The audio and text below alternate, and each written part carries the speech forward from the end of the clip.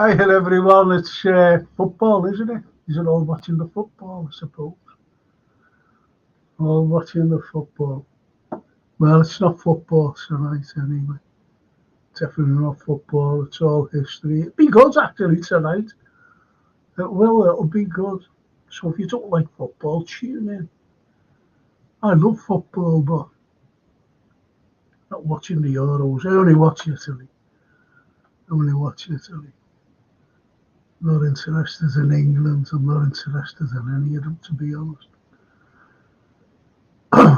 Anyway, Mary Stan, hiya Frank, hope you're well. No true red cares out there in place for England, worrying at seeing our Scouser voice captain singing the anthem of family, country, historically violated lives of Liverpool people. To be honest, that's why I don't support them, being honest. Fought them for so many years for justice, and really there's still no justice, is there? Let's be honest, albeit that the fans were exonerated, still no justice for us.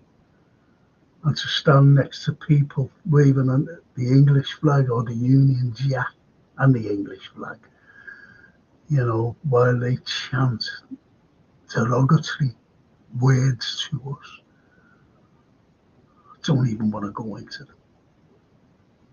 What they chant.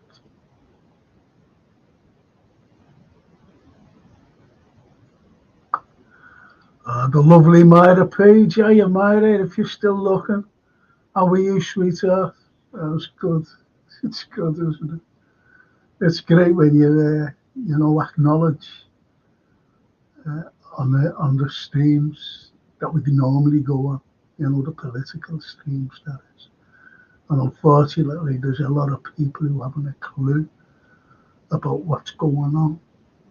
That's for another time. I'm going to do a program with a couple of lads about what's going on, especially in the Middle East and Ukraine. I'll be talking about that.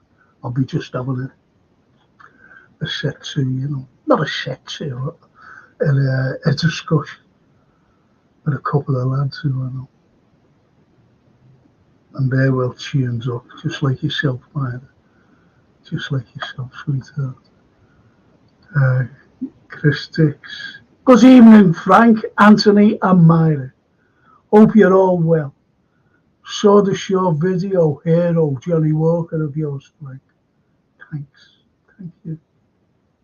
Thank you. Thank you. Tony LFC.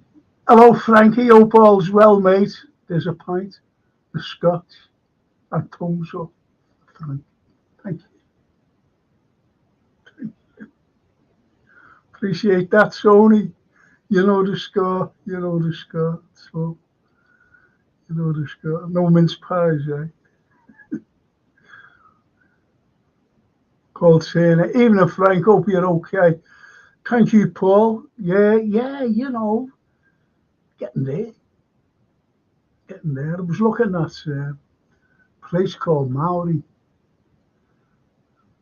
on the Amalfi Coast, and now it's a toss-up because I was looking at the wonderful Montenegro, but I really need something flat, and I was going to everywhere, and it's all hills.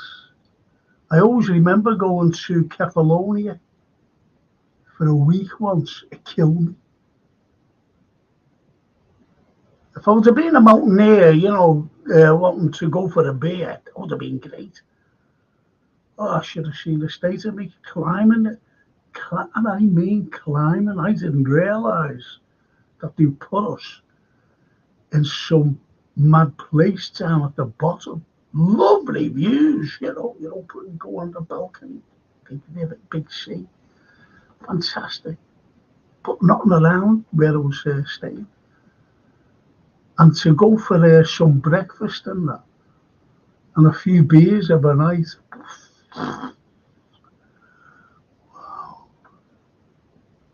Unbelievable. So something flat for Frank. Steve, you never walk alone. Good news, Alan Hansen getting better. Bad news, we lost Kevin Campbell. Yeah, there's a lad as well. Is he Croatian or something like that? 26, goalkeeper.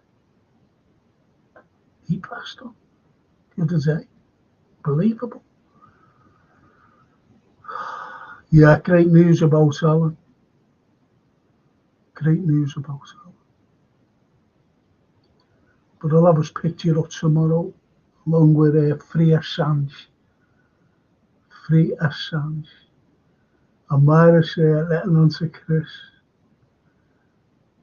Hi, Chris. That's nice. That's nice. And him, even if Frank Anthony in chat, and I'm bringing Anthony on now, a renowned international artist who loves me, and he wants to leave his wife Lainey and run off with me, but I won't have it. I said, no, Anthony, you can't do that. Can you? Will Lainey drive us somewhere to run off? Because Lainey drives us everywhere.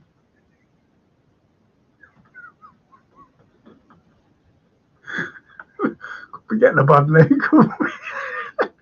For you, Anthony. I'm only kidding, folks. I'm only kidding. Only kidding. I'll just say hello to Gary Ring. Say Frank. Good evening, Gary Digby. Thank you, Gary. And there's my great friend here. Evening, Gary. Good evening, Frank. Lainey's just packing me colouring books and a t-shirt in the back there. Oh, tell her to take them back off. Only kidding. Oh. Crazy, isn't it? It's crazy. Crazy, Mr. Fawlty. Do you ever watch Fawlty Towers? Oh, I used to love it, yeah. I used to love it in the day, I've got to say. But the one drawback with TV is when they repeat stuff. I used to love Only Fools and Horses and all that stuff the same until they repeated it to death, and then I couldn't watch it. But Fawlty Towers, yeah, loved it, yeah. But you know where he used to, Manuel and Christ. Yeah. When Fawlty was, going all mad and everything, and he was saying crazy this. He's just going to that crazy stuff. Yeah. Gets a slap. I've got to mention my sponsors, and the sponsors are Gap Painting Services. If you need anything done, please get these lads in, because the first class, time saved, fully insured, everything, these lads. Honestly, they're everything. And I've had them in myself. Dead reasonable, because I said to them, look, just charge me. Just charge me. So I've had them in.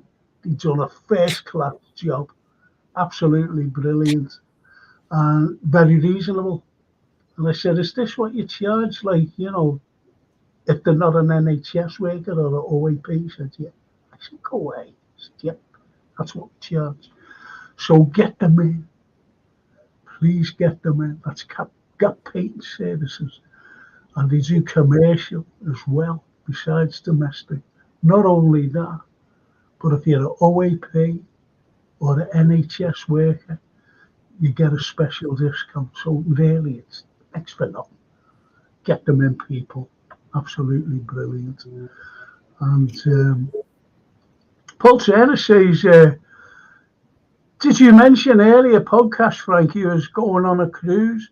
I was looking at cruises, but God blimey, when you look at them, you've got the supplements, so you might as well pay for two. I've always wanted to do a cruise, by the way, but only around the but only around the Med, to be honest, Paul. Only around the Med. Evening, Anthony, says Gary Rigby. Evening, Gary. Thank you.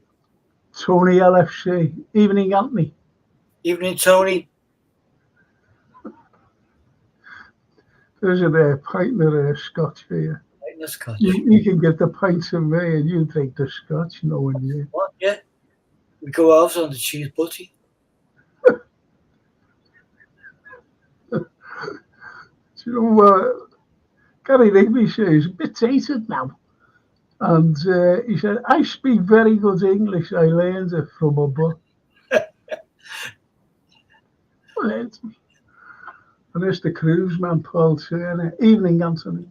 Evening, Paul. Good evening.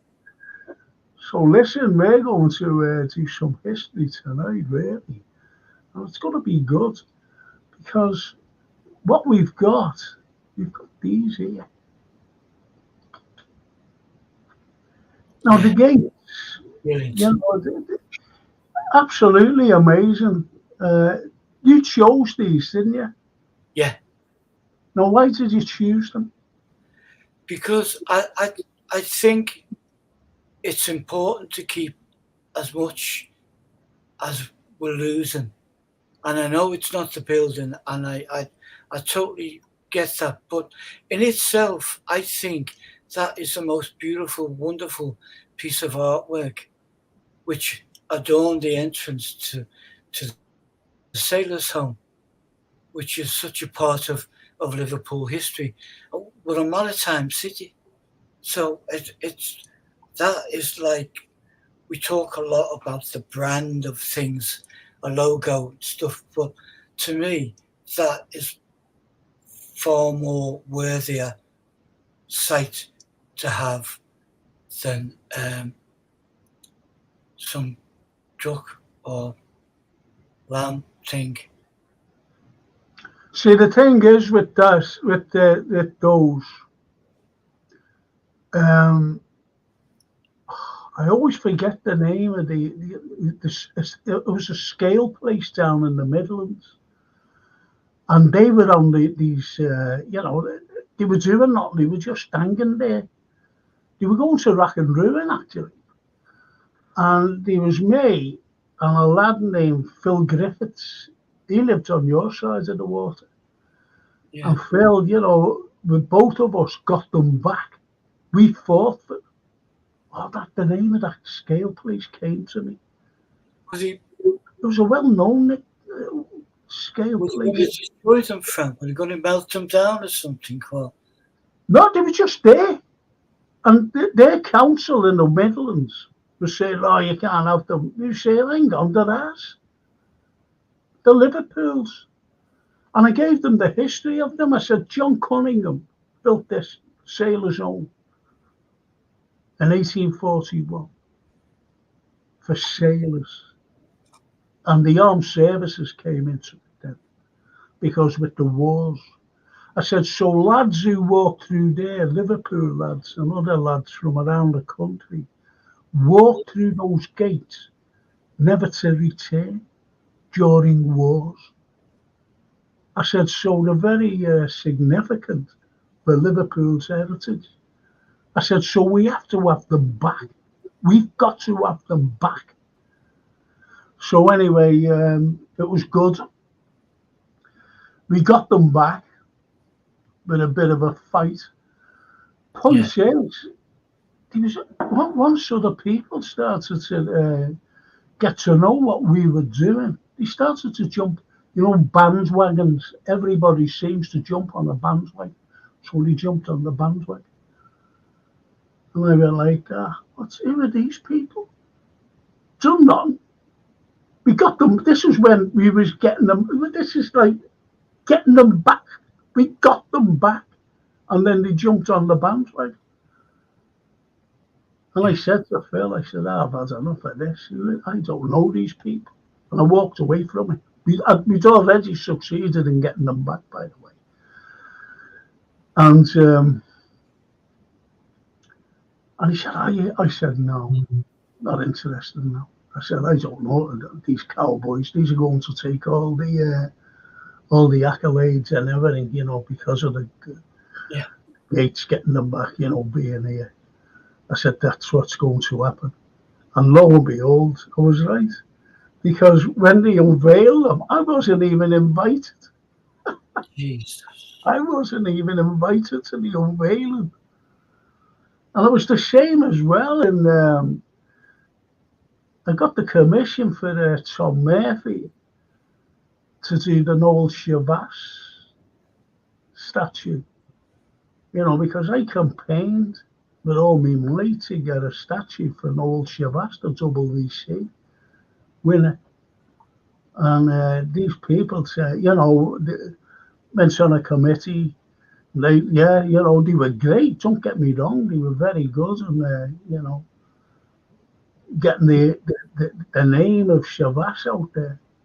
But I had a falling out with them because, anyway, and it was all because of my partner used to bring me down there, and she was sitting in one day, but right at the back, she didn't know what was going on because we had upstairs of a pub, and one of them turned around and said, "Oh, I don't want her sitting there." I said, "What do you mean?" He said, "Well, I said, "Come a minute." I said, "It's me partner. She knows everything." That was the end of it. I just what I said, "Oh, that's you." I gave a talk about Shabazz. I got the commission, Tom Murphy. Got him as commission. You can ask Tom. And you're great friends with him.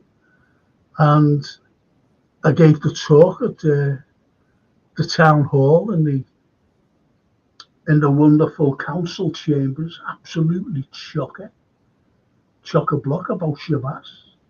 Yeah. Done all that.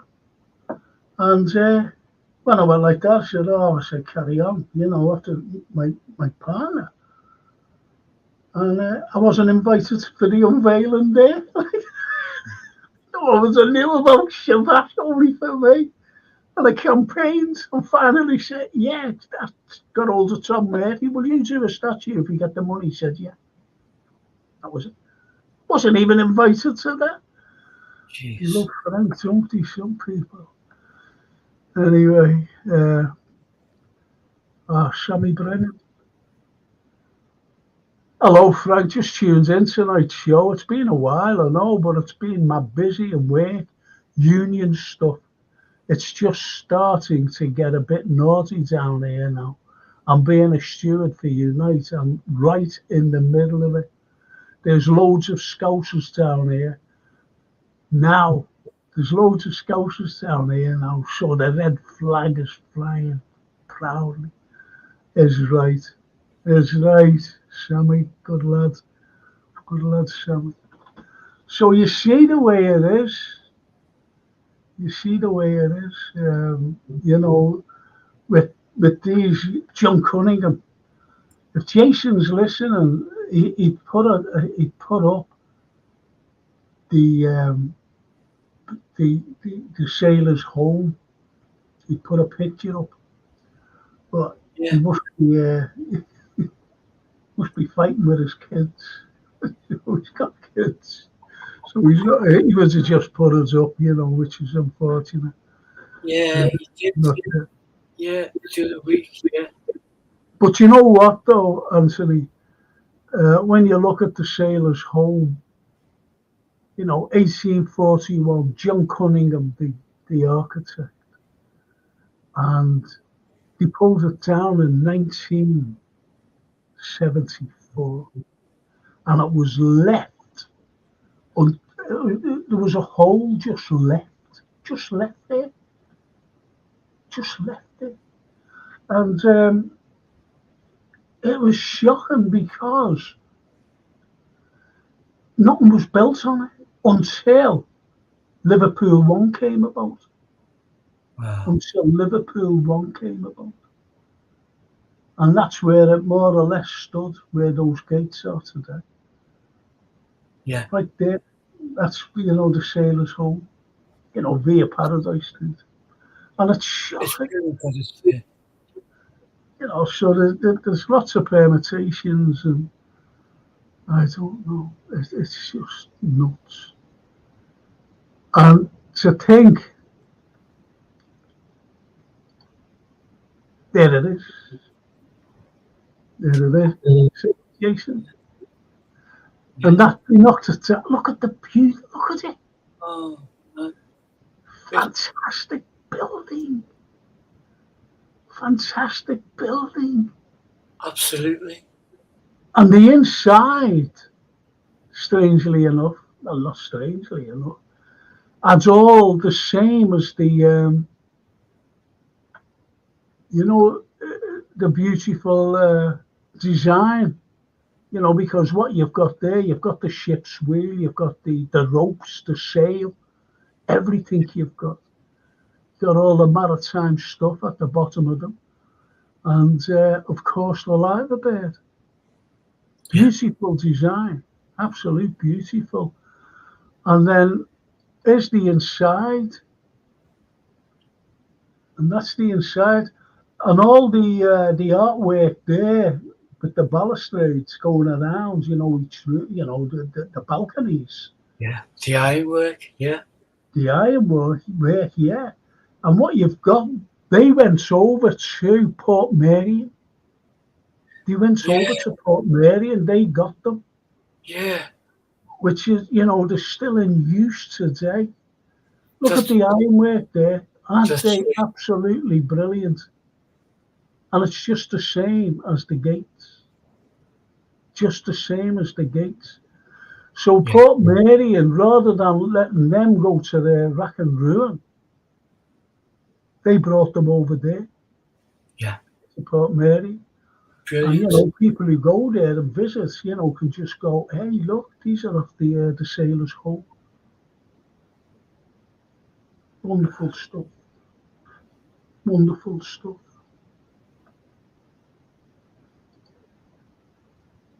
And Gary Rigby says, I remember that old Frank. They tried to hide it with billboards. Yes. Yes, they did. They certainly did, Gary. And it wasn't until Liverpool 1 started. Liverpool 1. But, absolutely brilliant. Absolutely brilliant. Yeah. And when you think, so that's the story. At least Port Marion have got them. And that's the story of the gates, the Sailor's Hole, and where these balustrades are today in Port Marion. So we go on to the next one, eh? Well, Frank.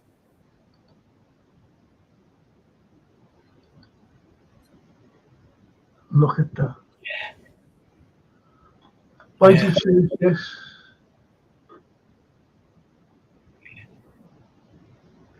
Why did you choose this? Yes. Yeah, I put it down. I'm sure you would have as well. But yeah, you cannot not unsee it. It's just majestic the way it stands and where it is as well. Yeah. St. James's Cemetery. Surroundings and the cathedral just behind the hedge up the hill. That's right. That's right. And the fellow who designed that was John Foster Jr. Yeah. And John Foster Jr., he built so many things in Liverpool, beautiful things. And one of them was that little mausoleum for William Huskisson. Yes. And William Huskisson was the very first fatality of the passenger railway system, the Liverpool to Manchester passenger railway system, because he was an MP. Here's what happened. Tell you what happened to him. He had a big falling out with the Iron Duke, Wellington. He had a big falling out. And Wellington, along with George Stephenson, on the rocket, came up to open up in 1830, came up to open up the railway thing,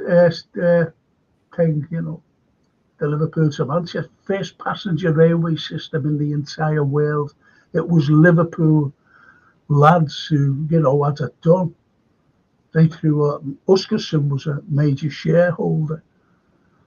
So, all the money from Liverpool opens up the first railway passenger service.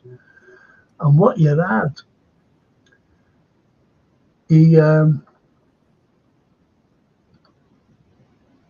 that's it. Look at that. Wow. Do you know where that is? That's Edgehill. That's Edgehill. You wouldn't believe it, would you? And that's the opening of it. And there's the rocket.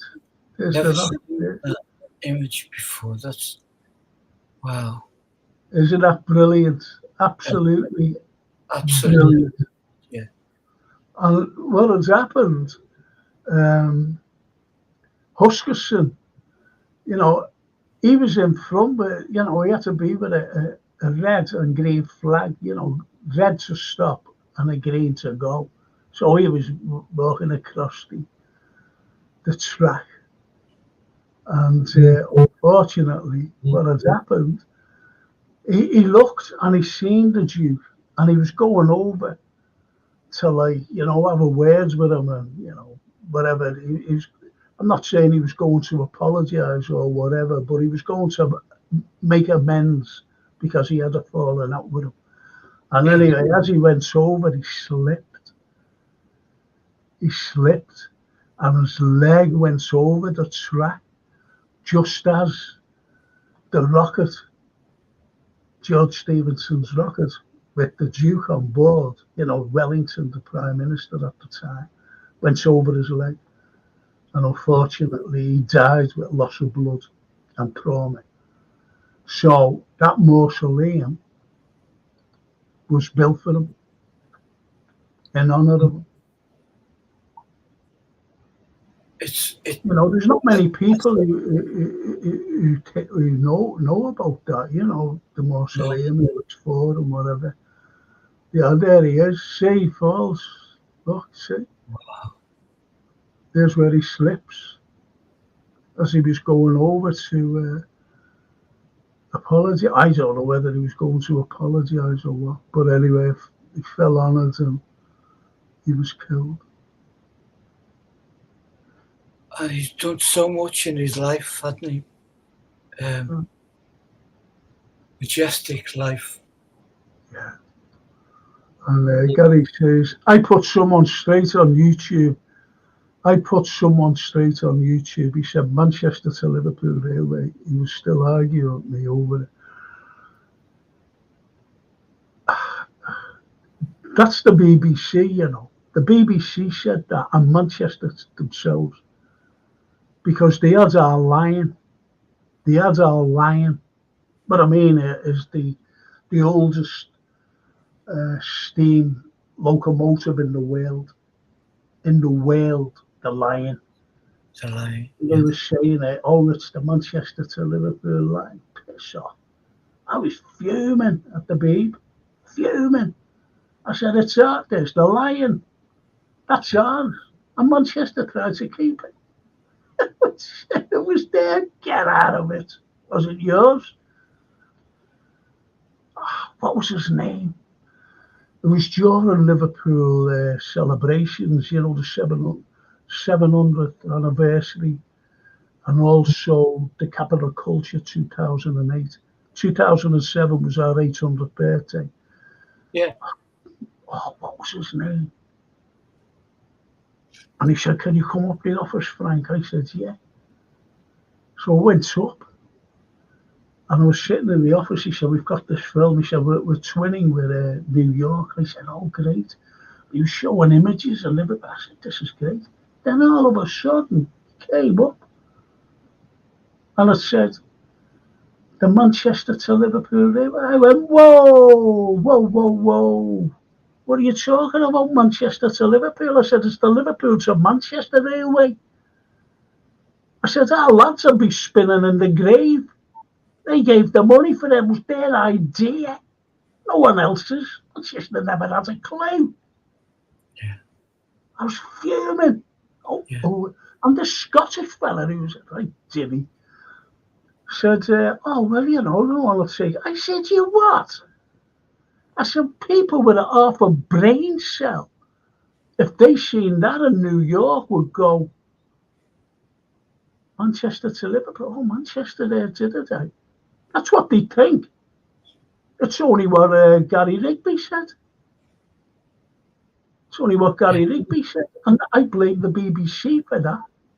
What he's talking about there with the Manchester still arguing with me. Absolutely useless people. He's up the Lion. Look at it. The Lion. That's ours, though. Made here. Do you know the pub up by Top of Moorfields? Yeah. I know exactly the one you. Yeah, that's it. It's named after the Lion. And the pub next door is the railway. The railway, yeah. Yeah. No. It's great how you may know pubs, but that's the Lion because it's named after that. And also, as you said, the railway because of over the roads was Exchange Station. Yeah. And as the pal of Scout says, I always jump off at edge here. Oh, very good.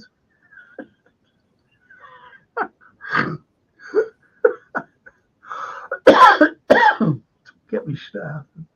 Anyway, Gary, they try to claim everything and call themselves the capital of the North there. That was never voted on, as far as I know. What an insult to Liverpool, says Gary Rigby. Absolutely. I'd never heard that either.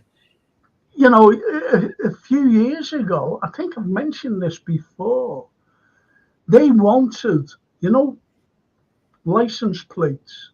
I was driving there. License plates with the letter M on. And I went like that. That's not Manchester, is it? I said, they're not button that. He said, yeah. I said, you can imagine what I said. Yeah. You can imagine what I said. Anyway, it never got done. And they wanted to change our 051 to their 061, while they take 051. You see what I mean? Yeah. Different places we've got. Yeah, but they just wanted to be before us. They just wanted to be before us. No. Because you have London 01, then you get up to the likes of Birmingham 02, Edinburgh 03. No, it's Edinburgh 02, isn't it? So, and then goes up to 05, which is us, in 06, Manchester. But they wanted that changed as well. It's just ludicrous. I've always said about jealousy.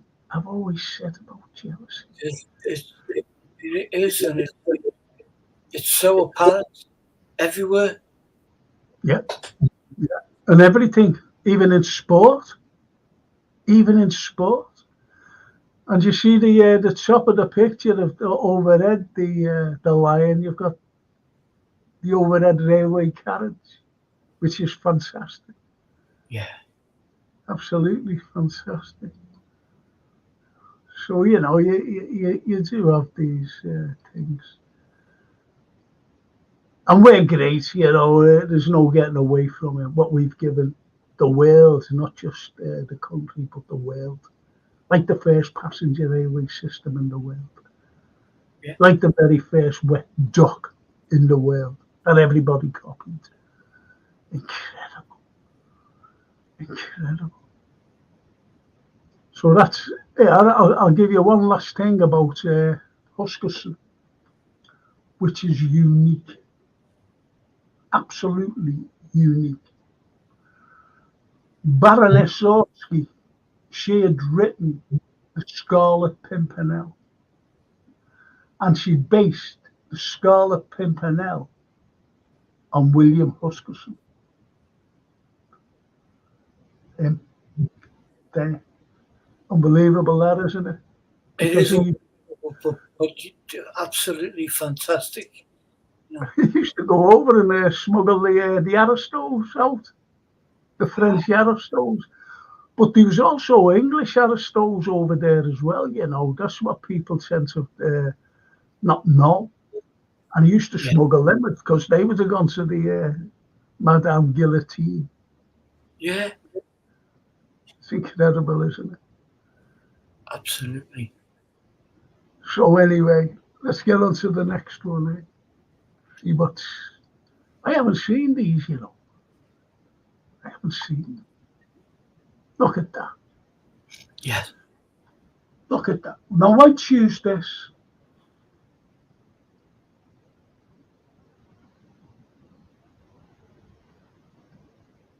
Did you choose this? Yeah. I did. I put it on, but Jason too had his own ideas, but I put it on the list because it's kind of a lifetime thing that even though all of us grew up knowing how special Chinatown was to Liverpool, is to Liverpool, when that was erected, just majestic, and you can't unsee it. No. It's beautiful, and it feels like it's been there for years. Funny enough, I'm going to have. You'll be made up at this. I'm going to have Stephen Yip on the show. Oh, okay, yeah, Getting him on yeah, as soon as he's free. As yeah, soon as he's free, he'll be on with us. Because Stephen's a lovely fella, yeah. down to earth. I believe so. No, I've never met him, but Oh, he's a lovely, lovely man. I seen him in Sainsbury's. I was shopping. yeah. All right, Stephen. Hello, Frank. Do you want to come on the show? Yeah. Oh, that's fantastic. So, Oh, you know, he built up kinds, you know, which is absolutely a wonderful thing yes, that helps people, the unfortunate, the underprivileged. And totally. so we'll have him on and we'll have a good chat with him, eh? Oh, I look forward to that, Frank. Yeah, So yeah. that'll be in the next couple of weeks. Next couple of Brilliant. weeks. So, see, the likes of this, they were the very first community here, Yes, 1824, yes, between 1824 and 1826, the Chinese. yeah, And imagine with all the propaganda aimed at China, which is absolutely ludicrous, like everything else. The Shanghai people, the people in Shanghai, the Chinese themselves, built that. They yeah. brought it over, and the Shanghai lads who built it over there, you know, to get it there, that's what, brought it there and built it. They built it there in Liverpool, albeit that it was made over there in Shanghai. And Amazing. when you think about it, Anthony, you know, these lads who came over, they just love the city. Yeah, They just love the city. And yeah. it's a work of art. And it's symbolic. It was a symbolic gesture Yes, from China to us. yes. And I'll And tell you something else about the Chinese a little bit later on. Go on. all I was going to say is it an absolutely beautiful gift to the city. But like I said before, it wonderfully feels like it's been here for many, many, many years. You know, it feels such a part of the area. I mean, Well, it's the biggest in Europe. It could be the world. I don't know. But it's the biggest in Europe, that's for sure. The biggest Chinese arch. And just we had wow. the biggest Chinese community in Europe too. I think San Francisco's got the biggest community in the world, Chinese community. Wow. Always have done. And they were making the way here. They were making the way here to get over to America, you know. And they just decided to stay because, like a lot of other migrants, they decided to stay. They said, "Oh, it's great here. Love these Scousers." Yeah. 1826. Wow. Well, And they just liked it, stayed. Like the Italians, like everyone who was coming through. but that's what makes Liverpool totally unique and beautiful place, because we all connect, and that's what makes a Scouser. Scouser's not one race.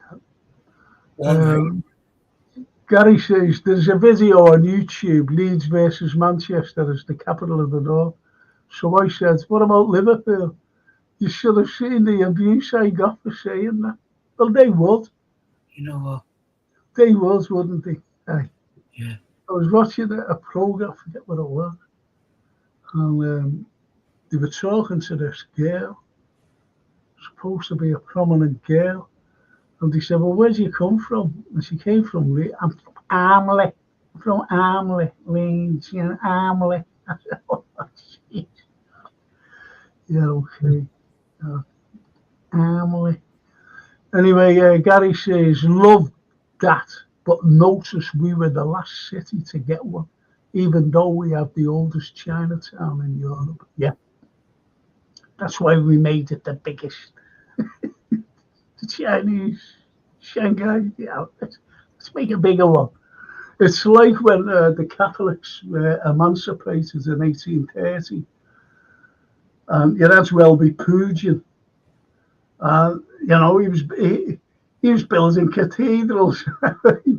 He converted to Catholicism because he would have got the job of building Catholic churches.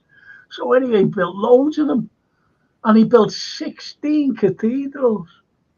Wow. So he came up to Liverpool because in Old Swan they said, hey, you build us a church, and he went, build you a church. So he came on, he was looking around, and Old Swan, where St. Basil's is, not St. Basil's, St. Oswald's, what's that Basil Fawlty,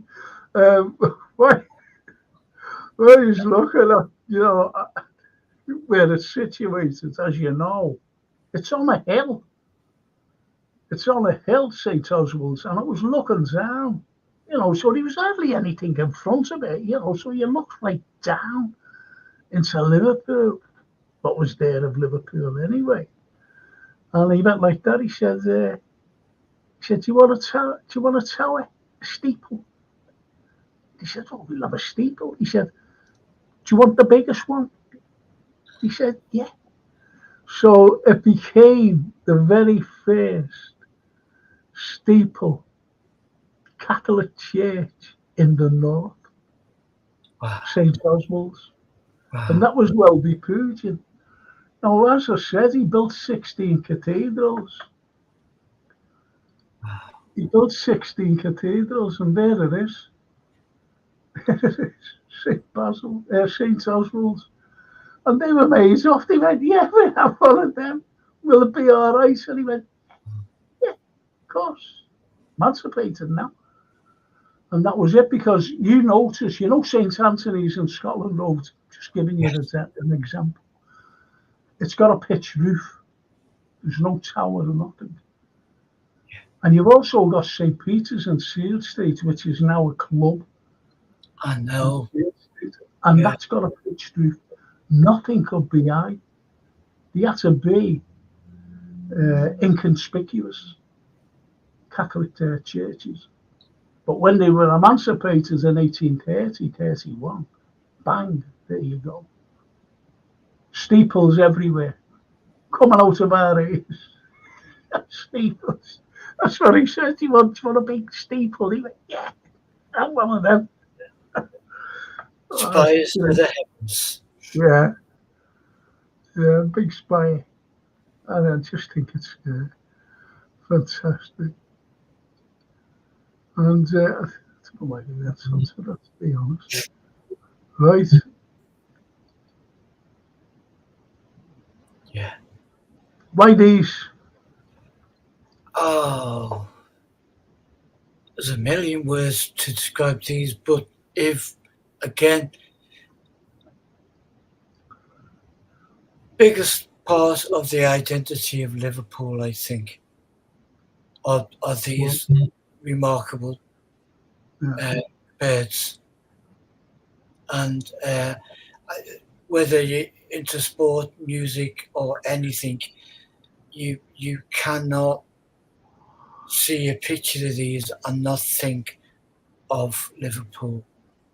It's just absolutely stunning the way the Liver Buildings was designed, but to top it with these is just like that's art. That's lasting art. That's going to be talked about long after we're gone, hundreds of years after we're gone. They're still going absolutely. to I be think there. that's a great testament to what you just said. A great accolade for our birds. And Yeah, what you also got to think of as well is W. Aubrey Thomas, who built the Liver Building. yeah, Built the Liver Building. It was the very first. Get onto this. It was and not many people know this either. Not many people know.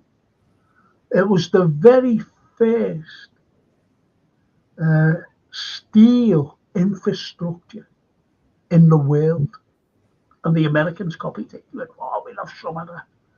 We'll have some of that. It was an incredible building. Still is.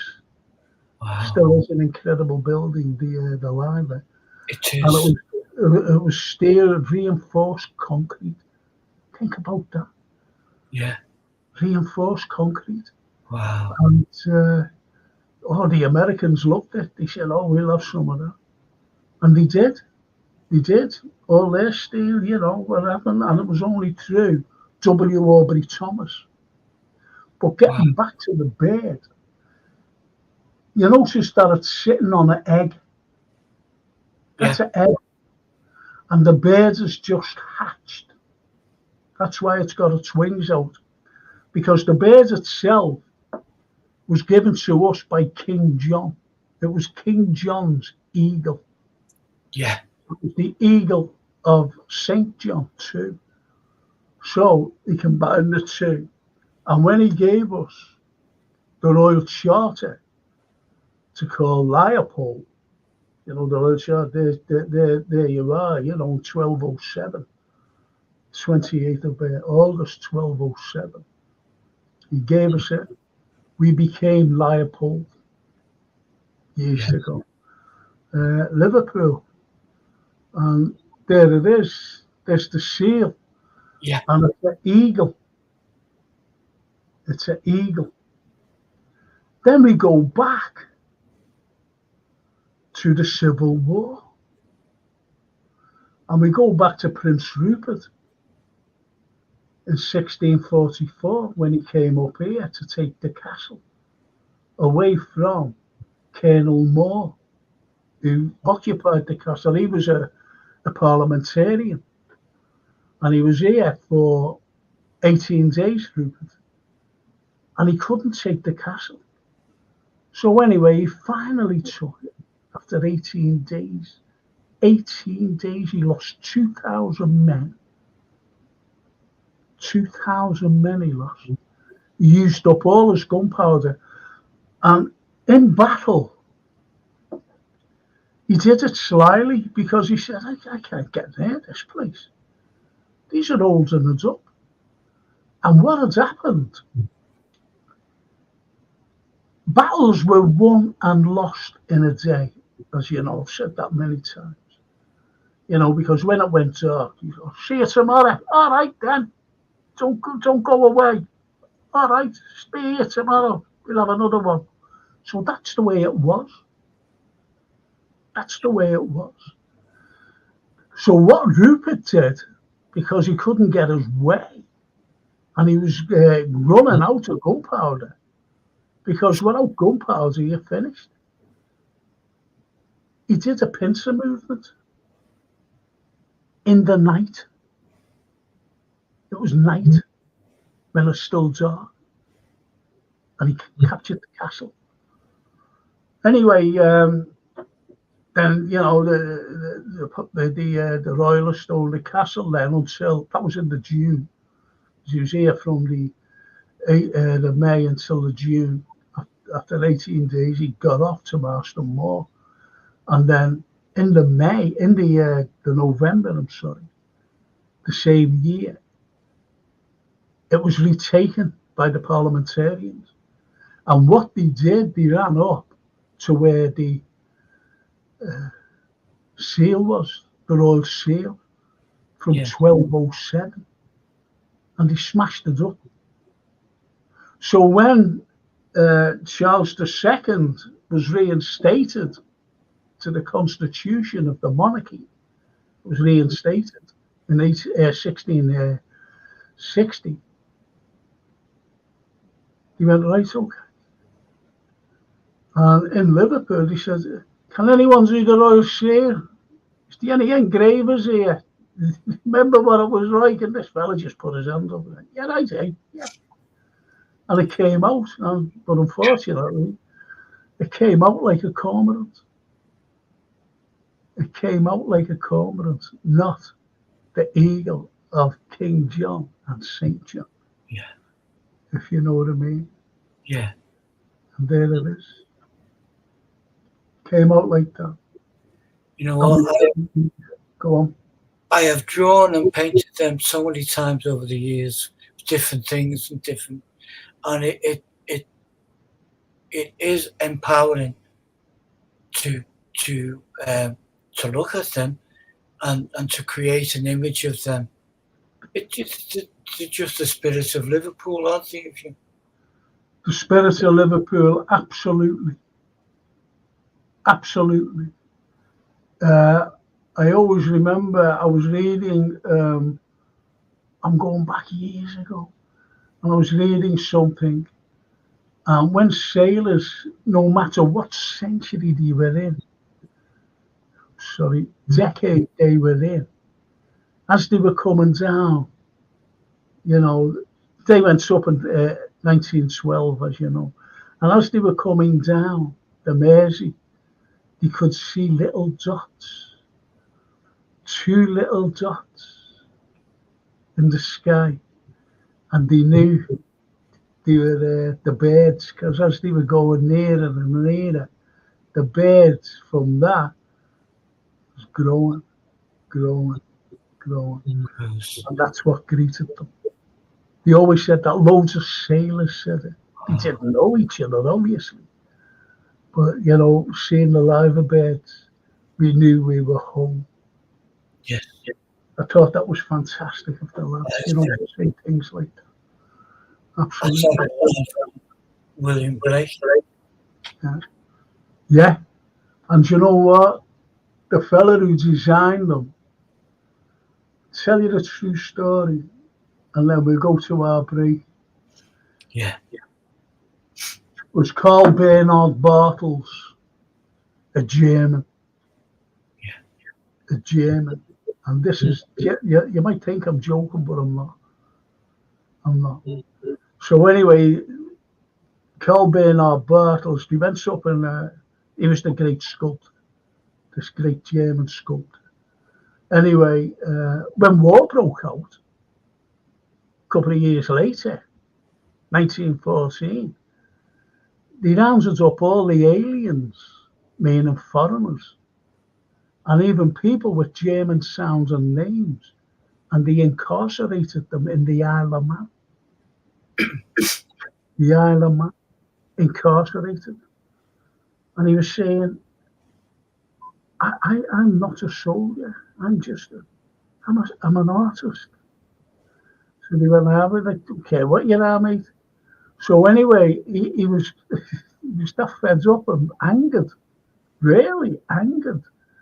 And he used to go around. Now, don't forget, over there in the Isle of Man, there was a couple, soldiers, they were kids.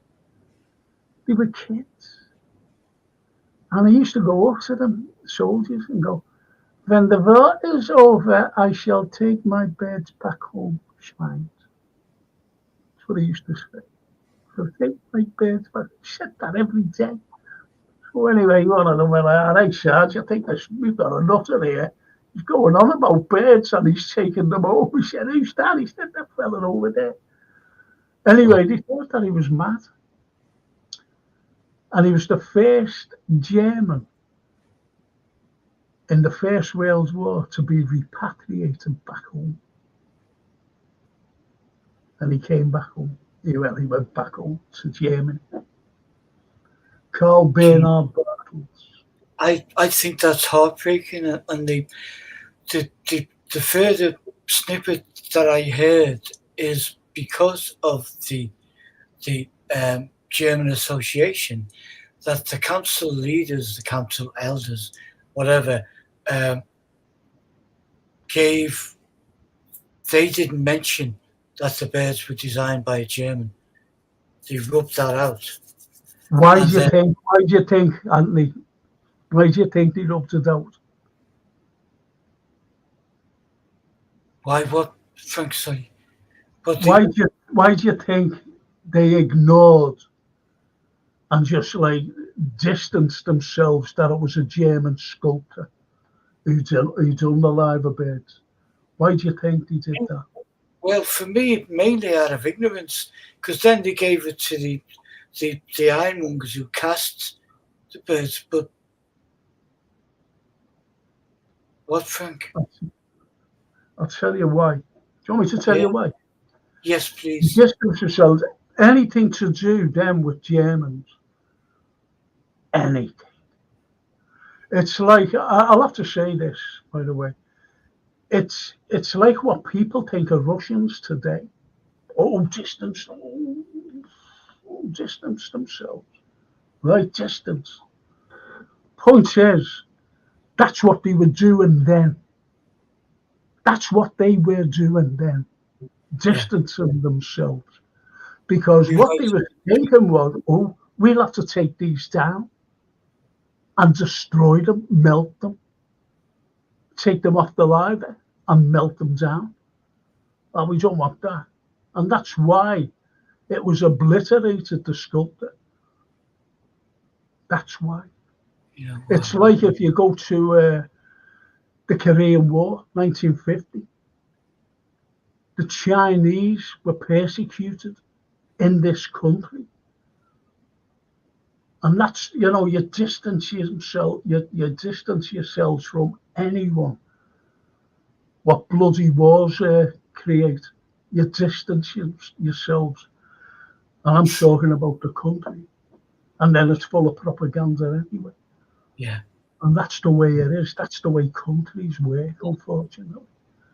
Well, what I'm going to do, I'm going to have a break now. I'm going to make myself a cup of tea.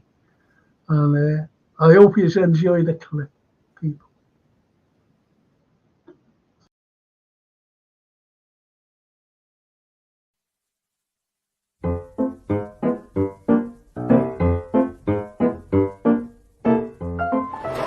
These ferocious looking beasts are the guardians of St. George's Hall, but they haven't always been here. Say my friend Leo, for example, he's got a huge mane, he's got a tail, huge paws, but one thing he hasn't got, and his mouth's open, is a tongue.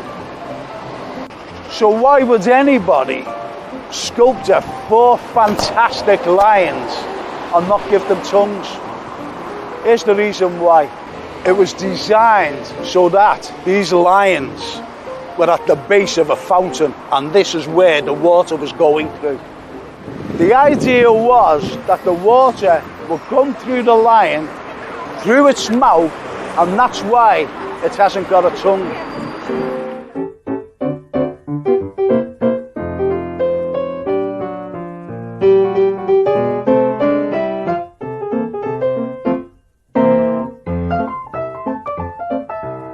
So why are they here?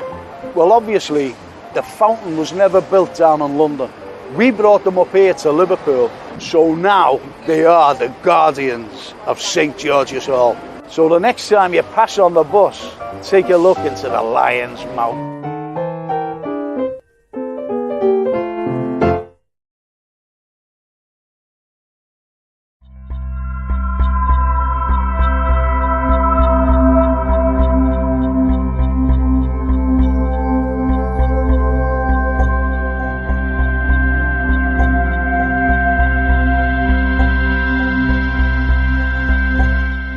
I'm on my way to see a lovely, lovely lady.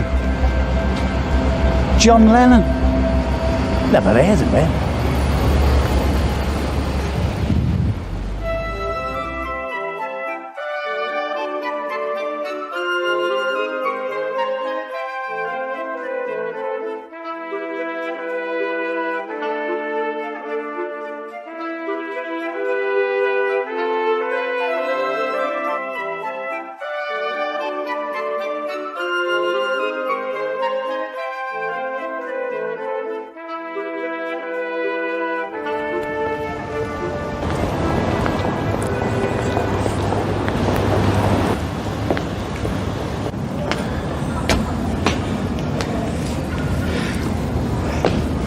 Here we are in Stanley Street, Liverpool, and just around the corner is Matthew Street, and I don't think you need me to tell you about what happened there.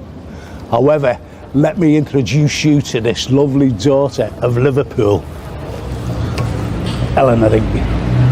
Eleanor's been here since 1982 as a thank you to Liverpool for the Beatles. What makes it special is it's been made and donated to the city by a man who has had his fair share of fame for 6 decades, Tommy Steele. Who was Eleanor Rigby? Well, she was the name on a grave in St Peter's Churchyard in Wooton, where John and Paul met. However, the song isn't the story of her life. Paul was just fascinated with the name and built the story around that. Incidentally, the song started out as a Daisy Hawkins. Daisy Hawkins. Hasn't got the same ring to it, has it? Eleanor's a lovely piece of work and is very much loved by the people of Liverpool and many tourists alike. Oh, you're never going to believe this, because inside the statue is a lovely touch. Tommy placed a 4-leaf clover for nature, a page of the Bible for spiritual matters, a football sock for sport, not sure if it's a blue or a red one, a dandy and beano for humour, and 4 sonnets representing romance. And you thought Tommy Steele was just a singer. Not only is the statue dedicated to the people of Liverpool, it's also for all the lonely people. And if you ever are feeling a little lonely, come over and sit down and share your thoughts. A worry shared is a worry halved. Isn't it, girl?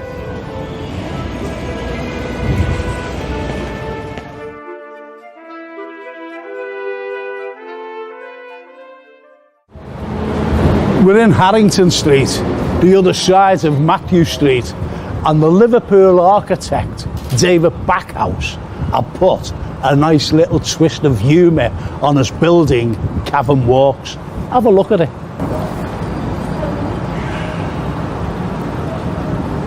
What's that all about? A big gorilla putting lipstick on. Even the seagulls are getting jealous of it. It just goes to show, even monkeys take a pride in their appearance here in Liverpool.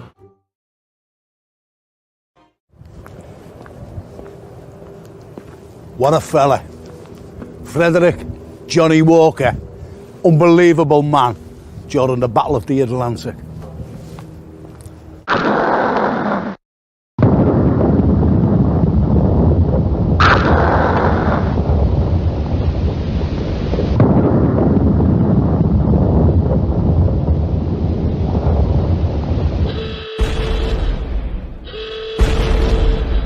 Frederick Johnny Walker, but he was actually named after the whiskey Johnny Walker because he liked a little tipple. But he became one of the greatest German U-boat hunters in World War II. He captured and sank more U-boats than any other sea captain. Unfortunately, at the age of 48, and through sheer stress, he died in 1944. This Plymouth-born man came to Liverpool and he loved the city. Yet, when he went out during the Battle of the Atlantic, he was blasting out on a ship to get all his men geared up to fight the Germans and the German U-boat. A hunting we will go, a hunting we will go. And I blasted and blasted and blasted until he blasted out the German U-boats, which he did very successfully.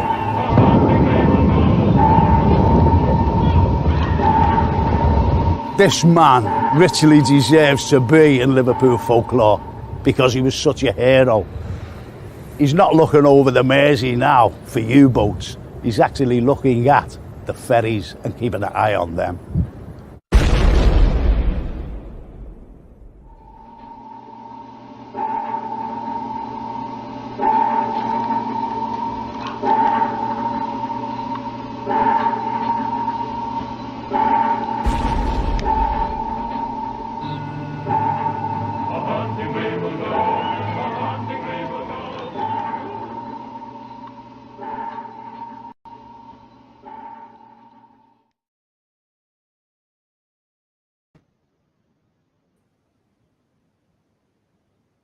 Do you think of that? Beautiful, wonderful. I actually got commissioned to paint Captain Walker. Really? By the Royal Navy commissioned me to paint him, which they then gifted to the city of Liverpool. Because in Bootle Town Hall, just up the road, next door to Bootle Town Hall, is a house he lived in. And in Bootle Town Hall, there's lots of his memorabilia is too small a word for it, but you know what I mean. There's things that they hold inside. But ultimately, it was painted and presented, and it hangs somewhere in the Cunard building, in the council offices. But what a hero! What a remarkable man! Can't see them in the Cunard. Can see nothing in there now because it's shut off to the public. Everywhere's bloody shut off to the public. It's nonsense everywhere, and it's a shame. And you've got to pay now to get into St George's Hall, which I think is shocking. It is all of that is shocking.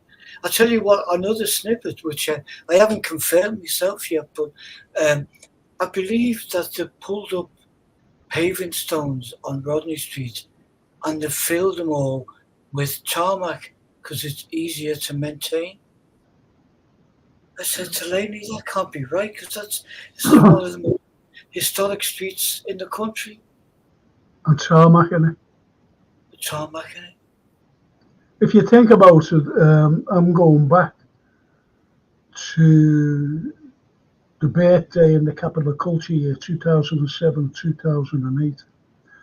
Yeah. And where the Pyramid Church is, they started off there at Rodney Street and they flagged it and it was smashing. So by the time we got to the other end of Rodney Street, which is the most historical, with the likes of Gladstone's Home, which Sarah Biffin, who I mentioned last week, or the week before, William Roscoe, his home, Hardman's homes there. There's loads of homes belonging to the famous, people who have given Liverpool a hell of a lot. Hell of a lot. And unfortunately, which what you've just said now about tarmac, they did a few paving flags and then they ran out of money. How could you run out of money? So they never finished it off going back then. And it was all higgledy-piggledy. It was terrible. From our first view. In Rodney Street, that end, if you know what I mean, where all these important houses are. There's one right on the corner. If you're walking towards the cathedral and you cross the road, you're still in Rodney Street. You cross the road. The first house on your right, as you walk towards the cathedral, belonged to James Morey. And James Morey came over here in 1798 to take care. And this is during the War of Independence. And he came to Liverpool, went nowhere else, because Washington was told, listen, we'll have to take care of our interests.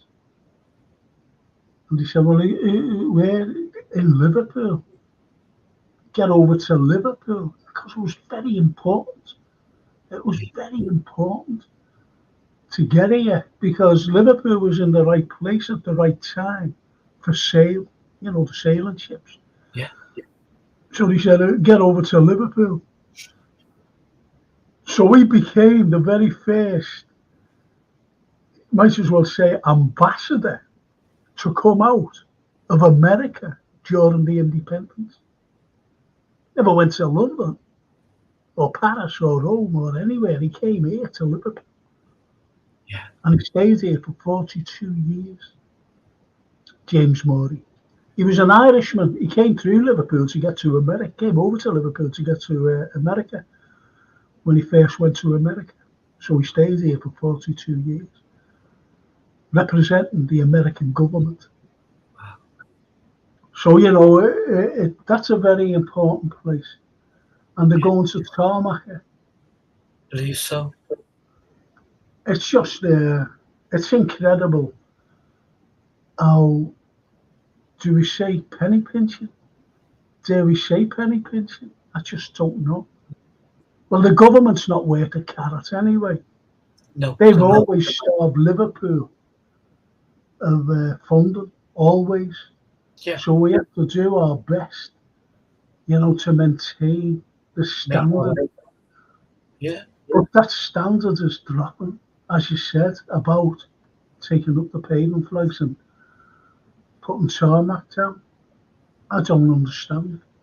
Maybe people were complaining, I know they were complaining way back in 2008 to get the rest done in Rodney Street, flag it like you've done the first part. Yeah. And they wouldn't do it. I just don't understand it. Don't understand it anymore. I do know a little bit about the economics of the city. And I do know that we get starved always after Tories. And even Labour starved us as well. Labour starved us at the second runway when John Prescott, I was at a fringe meeting in 97. And he said, don't worry, I'm going to give you the Liverpool airport's going to grow and grow. And he said, I'm giving you the second runway. And when they won the election in 97, Tony Blair was government, he gave John Prescott the second runway to Manchester. And he just said to the people of Liverpool, the likes of me, I'll just get on with it. That was his response. I'll get on with it.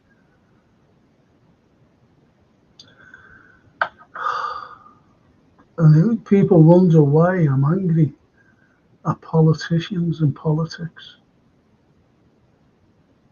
Anyway, we've got better things to talk about, haven't we? Better things. We have more worthier people to appreciate.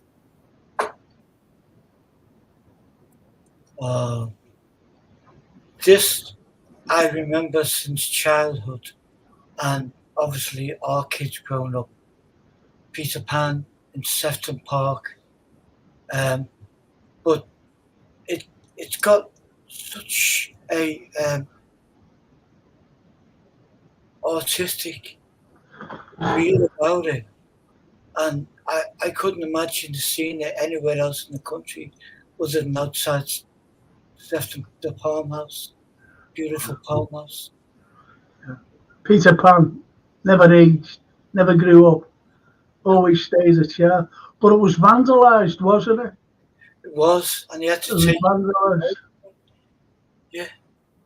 And,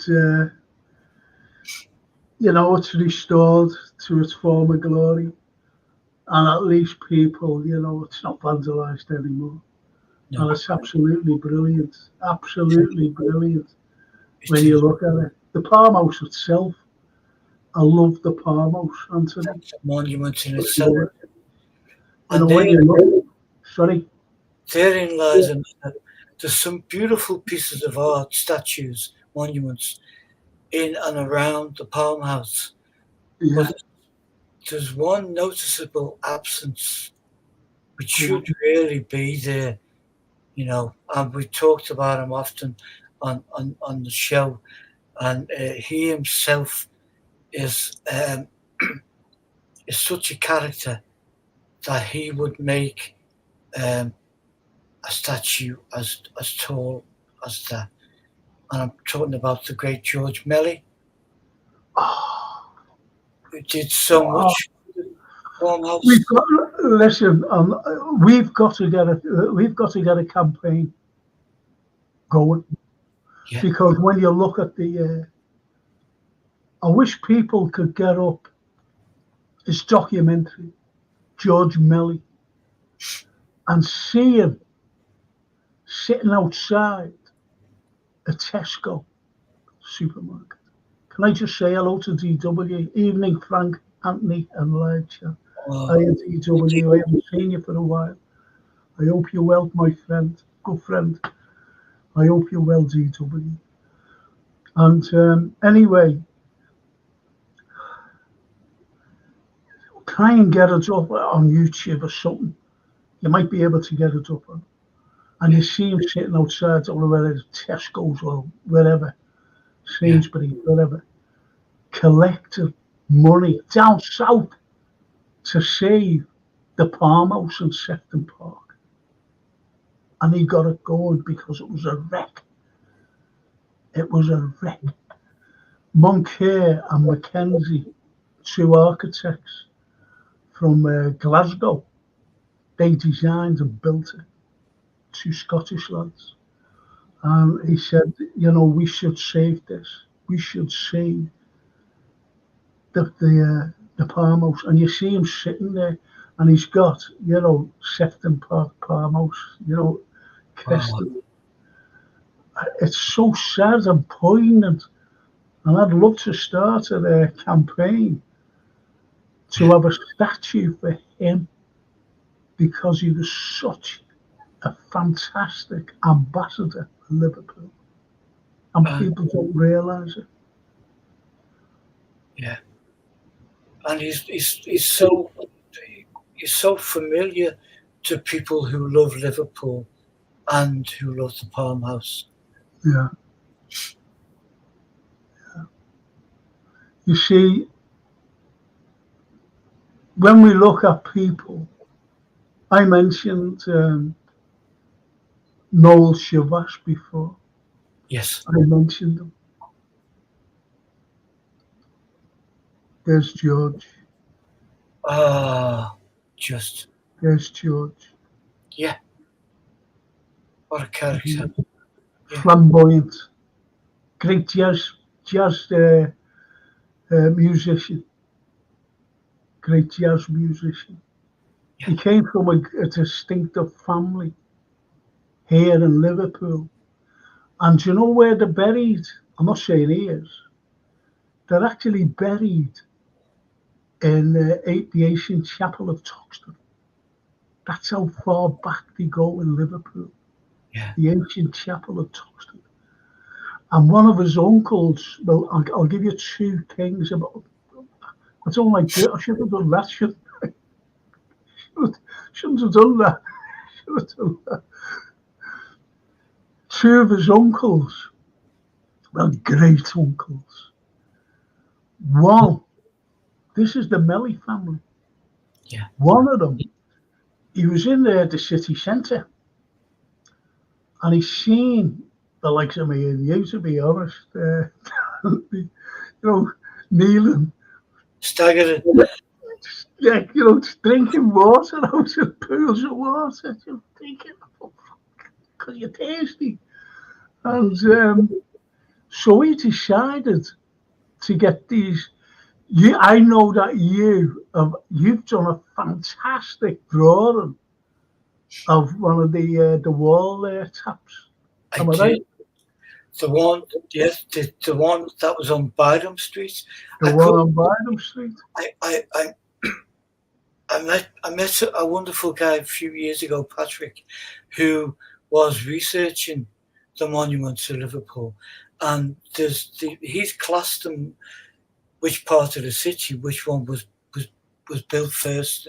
So I drew that one because my mum used to tell me stories that when she got to that water fountain, they lived just up the hill on Scotland Road on Wright Street.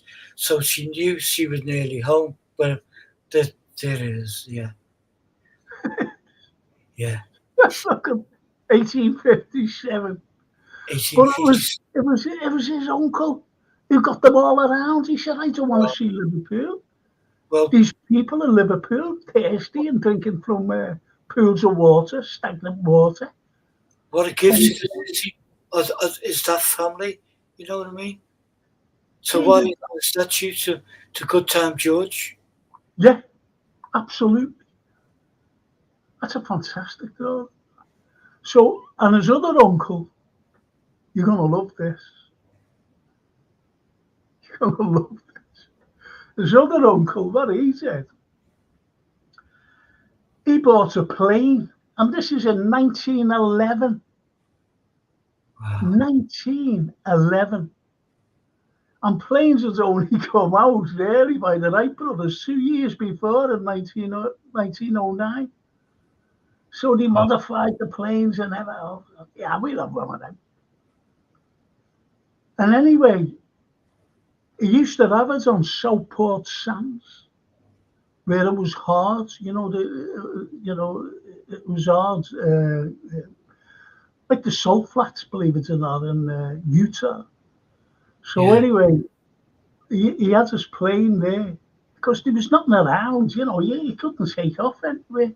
So that was the best place to take off. And he used to go to Manchester and fly back. Take hours like to get to Manchester, but he used to fly back as well. Wow. And one day he said to his wife, "Hey, get in and come with me." She went, "Oh, behave yourself. I'm not getting in that." He said, "Behave, get in. You'll be all right." So you can imagine, Edwardian dress. Stuffed her in the back of the plane and took off and went up to she became the very first female airplane aeronaut. Women, females did go in balloons, by the way, as they became more prominent. But she became the very first female to go in a plane over to Manchester and back again. Wow. Isn't that fantastic? It is. It's fantastic. I'd never heard that story. I mean, when I was aware of Melly when I did that drawing, and obviously years later when I did started George Melly's portraits, but I was not aware of the impact on the history, the bigger impact on the history that the family had. Yeah. Well, that is the impact, you see, of the Melly family. And we're not just saying that. Yeah. We are just not saying that. And if anyone deserves a statue, it's George. Yeah. But you can, it's to the whole of the Melly family. They were fantastic. Yeah. They were great philanthropists to Liverpool. Yeah. Great for that. This is where you get the likes of what we saw before with the beautiful Eleanor Rigby statue. I see a big bench set in Palm House, George sitting down, Yeah, smiling on his face, looking at us, and in the bench would be entwined, rather like the Sailor's Home we saw there, that the beautiful artwork in there would be kind of a history of the Melly family. that's brilliant. Oh, that's brilliant. We'll have to do something about it. We'll have to. We'll have to.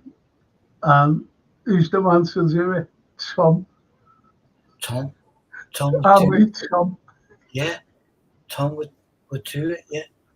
He would do it. He'd be proud to do it, He like would. all his work. But Melly, as you said, just sitting there, even, sitting on the bench, even his arms folded, like that, looking up at the, what he saved, the Palm House. Yeah, what he said. Sitting there looking up. Proudly. Proudly indeed. Proudly indeed. Proudly indeed. But he'd have to be dressed in as flamboyant. Definitely, yeah. And even with the hat would be. Oh, the hat, yeah, he's got to have the hat. He's got to have. And a little story about his family. Spot on. Absolutely. I've got a claim to fame in the Palm House, Yeah.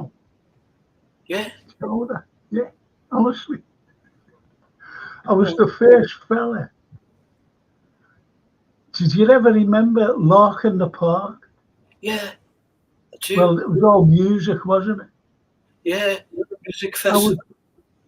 Well, I was the only fella to be invited along, the only one, no one else ever since, to give a talk.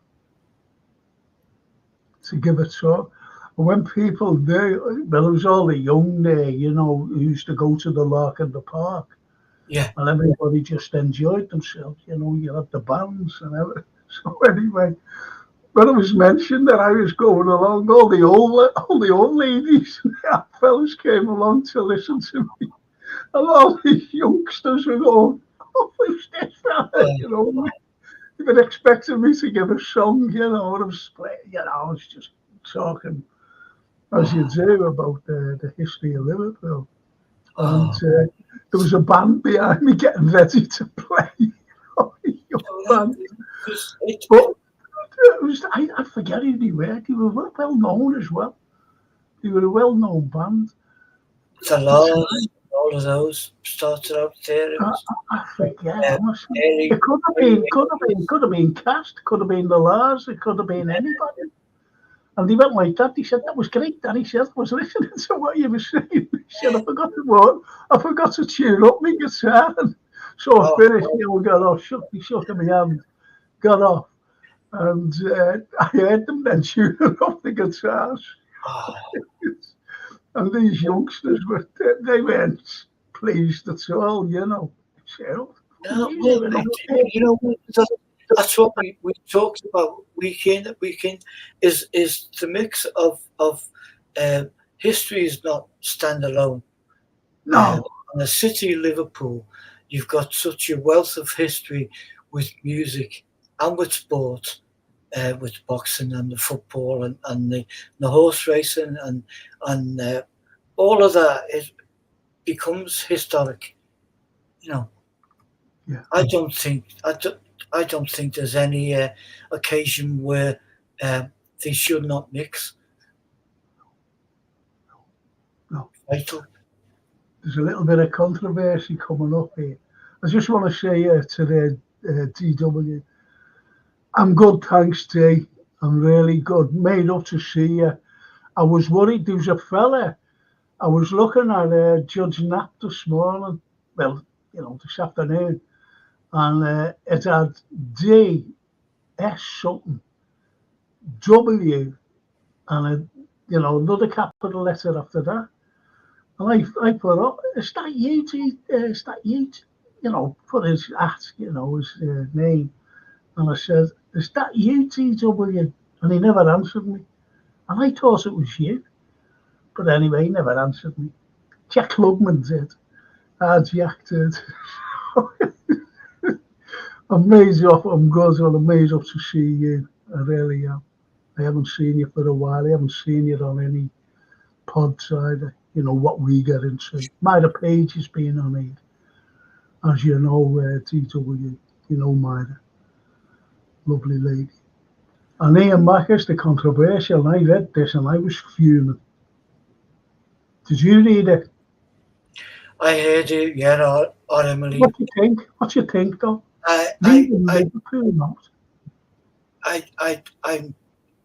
not the happiest bunny. I mean, we've seen Paul a few times over the years since the 70s. But to announce that you're only doing 2 gigs in England and neither of them in Manchester. Paul. Well, Manchester 2 nights and London, isn't it? It's Manchester. I totally get it, but this also goes back. A friend of mine was talking to me about it. The arena we built, and you were talking to me about it. The arena we built in Liverpool is not small. Yes, not big enough. So if you are plotting to tour, and if we've got to go city to city, and we're going to get, 1.25 million if we do that gig, or we're going to get 25,000 if we do that gig. You'd have to do 2 or 3, 4 nights in the smaller gigs, and there's not economically, it's not viable. No, of course not. But I was at his concert here. I went to the tent when he was at the. It wasn't even a tent; it was a big and I think there was 30,000 there. 30,000 down at the pier head at one time. Yeah. And then the last time I seen him was up at Anfield. So he could have gone to Anfield. Anfield is look what Taylor Swift did. Yeah. Yes. She did 3 nights. Full up. Chocker. Yeah, chocker. Yeah. So, you know, I'm really, I think Liverpool has been disrespected. In my opinion, that is. He could have got a venue. Could have got a venue anyway. He loves Liverpool. Could have got to September Park anyway. Out of all the Beatles, he absolutely loves Liverpool, and he's here as often as he can be. I don't understand. No, I'm not disputing that. Of the tour planning, but I still love him.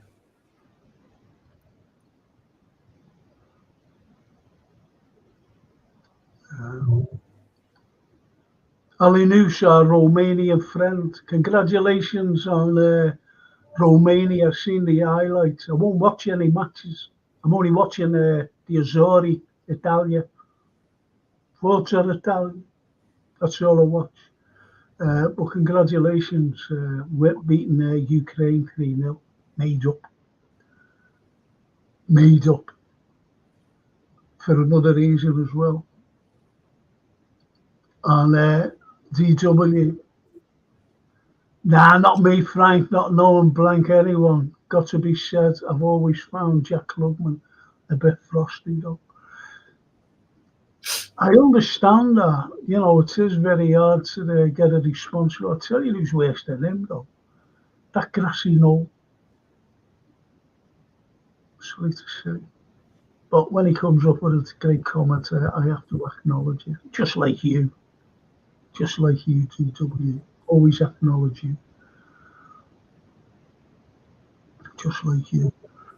And last one before we go on to our history is thank you, sir. Big smile. We beat 3-0 Ukraine today, says Ali Nus, our Romanian friend. All the way from Romania. All the best, Ali. He's a good lad. Right, so let's go on, And there's the There's the farmhouse in all its glory, as it was when it was first built. As it was. Wow. Never seen that image. Well done, Jason. Can I answer this? And it's Ian Mack. We were fobbed off in 2008, lads, with that arena and told Liverpool only needs 11,000 seats. Yet Manchester have built their second 23,000 music venue. Should have been 20,000 for the city like ours. Ian, I'm being honest with you here. I was the historical consultant for Liverpool One. And I went to a meeting, and there was this Scottish fella. Forget his name. MacNoodle or McDonald or something stupid like that. I don't mean if your name's McDonald or McDonald, I don't mean it to you. I'm talking about this fella. And he was saying, 10,000. And I went, I got, well, and I stood up. I said, what do you mean? He wanted to give us a 9,000. I said, this is Liverpool. This is the capital of music. Don't you understand that? I said, you've only got to come here. Hundreds of thousands of people flocking to Liverpool for the Beatle weekend. I said, clubs are full when there's bands on. We can fill part. I said, you've only got go back to 2003. Was it 2003? I forget when it was. I was up there. Well, anyway, I said, you've only got to go back when Michael Jackson was here. Yeah, the race course. I said, it was phenomenal. And you're wanting to build a 9,000. And then he said, well, we could have it. I said, it's no, I said, build a 25,000 seater arena. And I'm going to tell you why now, why we didn't get it. And I always blame Story for this, because Story brought in Manchester people to run the capital of culture.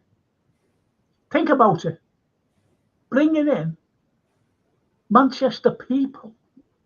And I said, we could run it better than them at the time. Liverpool, what's wrong with Liverpool? Scousers running the capital of culture. Silence. So if you think about it, these people, they didn't want any competition. And I mentioned Barbara Streisand. Was it Barbara?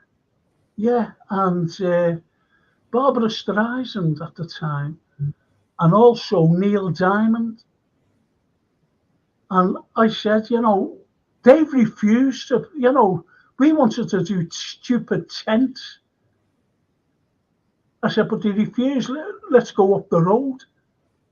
And they did it after the arena was built as well. Up the road in Manchester, that's only up there. Because their neighbours over there is 200 miles away, so it's nothing, 30, 35 miles.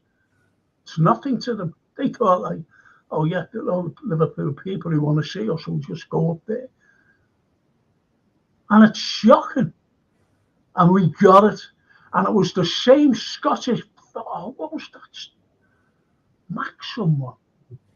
Max. He has a Jewish name. It was part of the capital of culture. Lovely fella, don't get me wrong. But he had the same Scottish fella he wouldn't give us. He was scripted. Don't give them a 20,000 seater arena. Give them 10. We don't want any competition. These are Manchester fellas. You must think that we're thick. So this Scottish fella went out. You're getting a 10. We're giving you the extra 1,000. And it was the same Scottish fella when I was in. This Max fellas, and he showed me when they were twinning with New York, the Manchester to Liverpool. And I went like that. I knew you'd be behind this. Because he said it'll make no difference. Manchester to Liverpool. I said, no, it was our lads. They'd be spinning in their graves if they heard you. Manchester to Liverpool.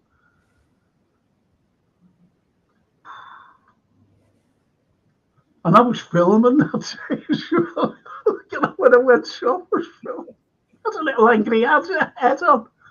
And Tony were like, you better calm down. I said, no, do you hear what these want to do? I'm sorry. But there's our lovely thing. Sorry.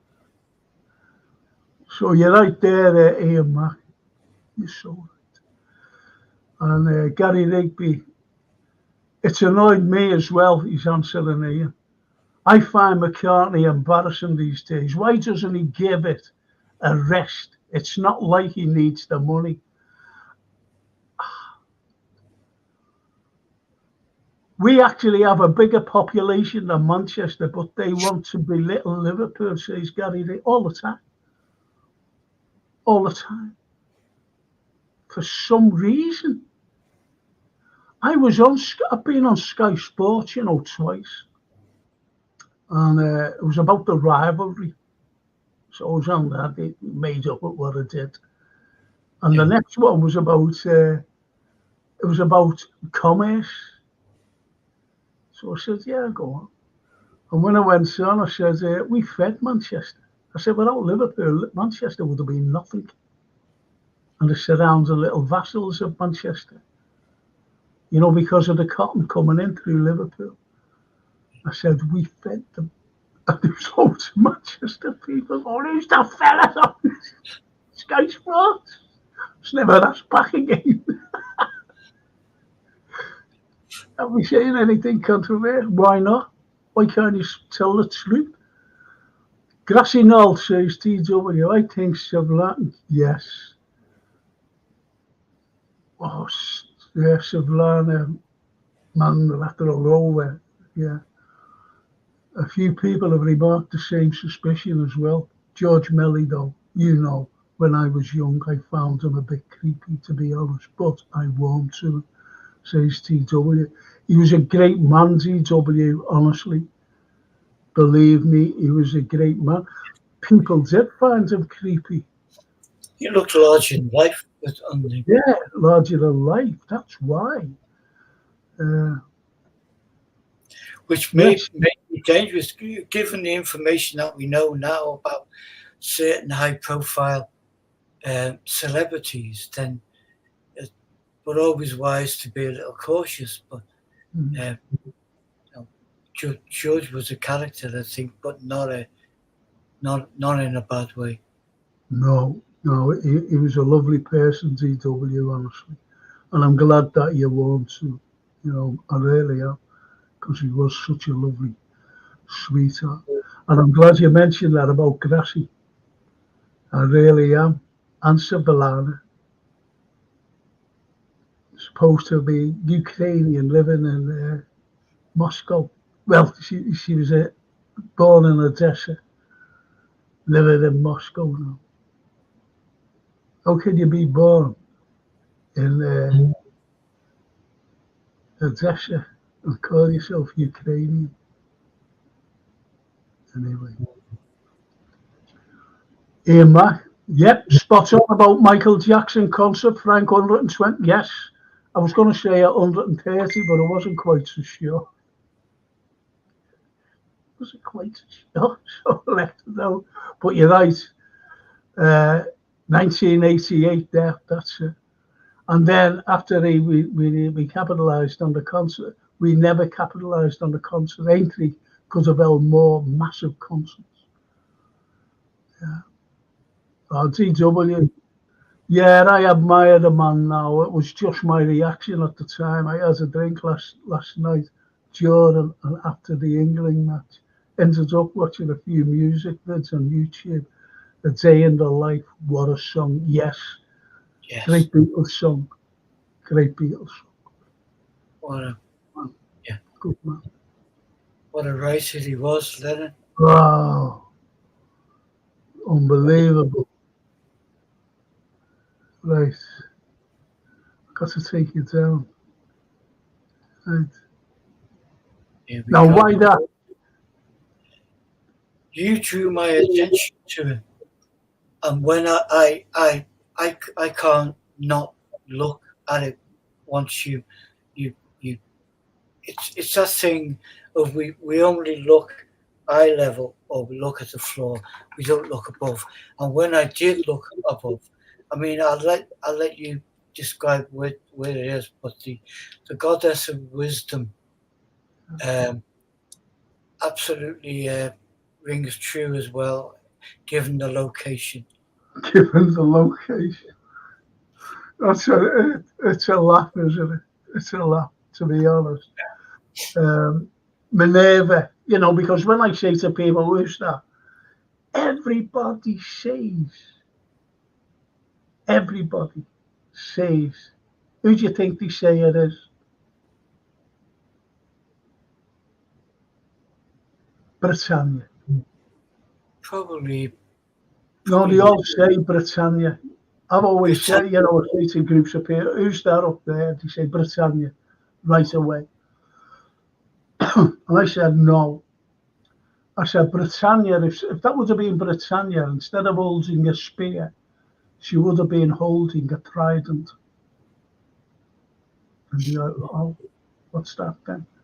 Oh, never mind. But anyway, that's what I used to say. She would have been holding a trident.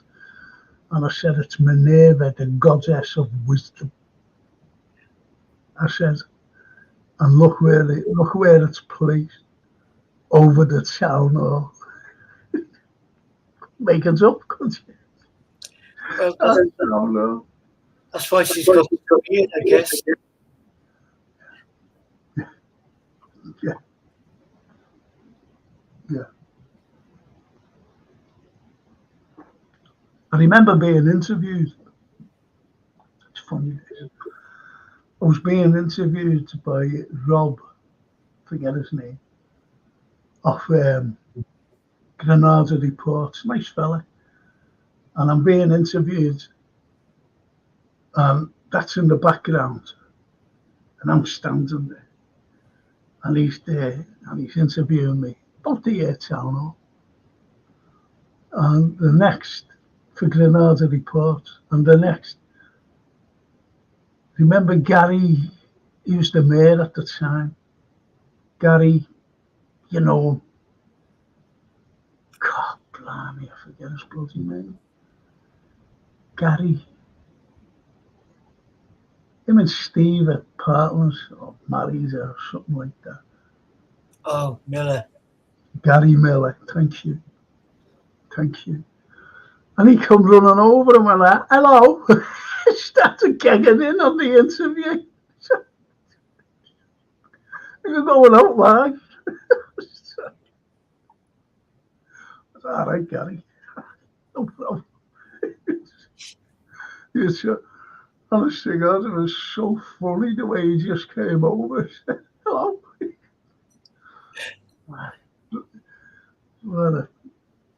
These are the mad things. Yes, so that's that, the goddess of wisdom over the town hall, Minerva. Yeah. No, the lions. You did a wonderful piece on the video we watched tonight, and you said everything that I was thinking. But I again, from childhood, I remember seeing these there, and as a kid, you're fascinated because they're absolutely massive. But whenever I'm in town, I always take a photograph, and I didn't know the story behind them. You said before. But I always got them as guardians, because whenever there's something that us Liverpool people are proud about, angry about, or upset about, the plateau is where we gather, the speeches are made, the music is done, and thousands of people gather round. I mean, the one that comes to mind really was when Lennon was murdered, and in the following days when the plateau was absolutely surrounded with people. And I always got that they were the bouncers Yes. of these occasions, Yes. whether it be Jeremy Corbyn speaking to thousands of people or whatever. That they're the guardians, yeah. And you put all that in the film before, and I didn't know you were going to do, and I didn't really know if we.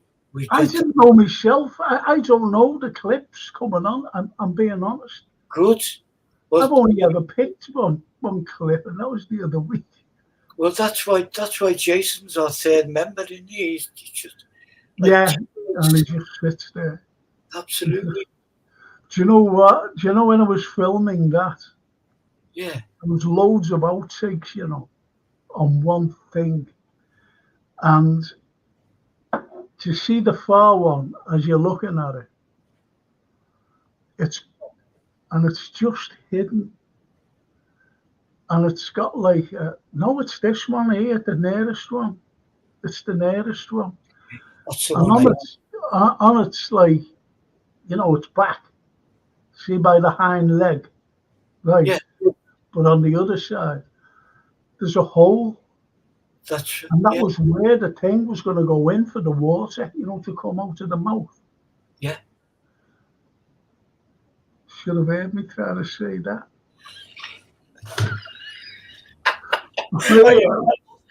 Here we have a big hole. I said, I can't say that. On the back end. Because we didn't show that and explain, but it was by the bum. And I said, how are we going to get around that? Remember the outtake in St. George's Hall? When I was talking about the Willis organ. And I was saying, the Willis had the biggest dog.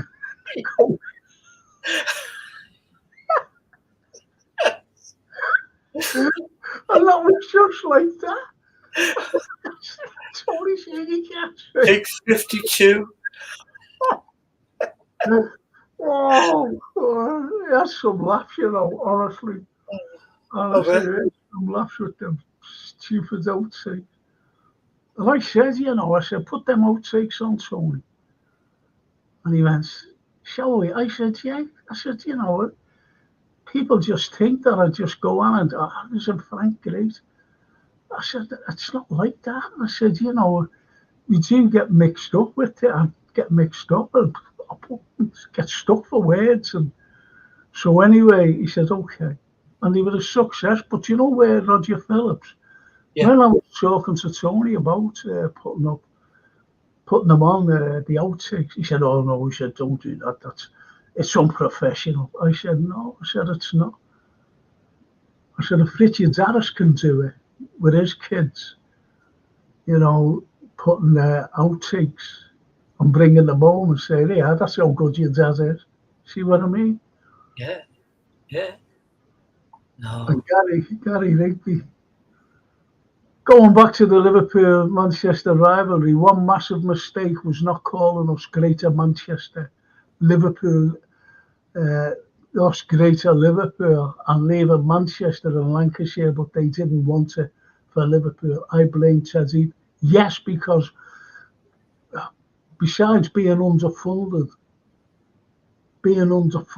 constantly, because we had no Conservative MPs, they didn't want to give us anything at all, and not even Greater Liverpool. Good lad, good, well said, Gary, well said.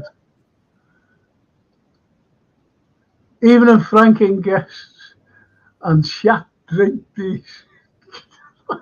Oh. What's he like? The Anfield or I've been asking him to come on me pod, the football pod. Yeah. And he goes, yeah, all right. Still waiting for his email. Still waiting for it to get him on. Evening, you both. Hope you're all thumbs up. Yes, we are. Thank you, lad. Lads we remembers Henley Street. Oh yeah, Henley Street. Brilliant. Well done. I was gonna honestly, it came to me. It came to me.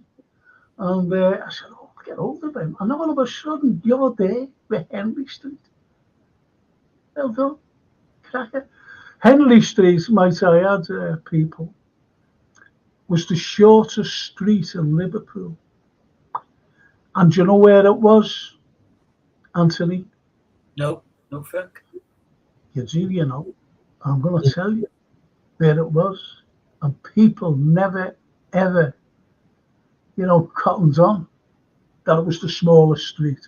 And they didn't even realise that it was a street.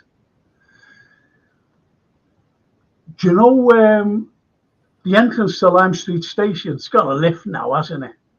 Yeah. Right, it's got a lift and them stairs. Well, it's a street no more. Well, that was a street.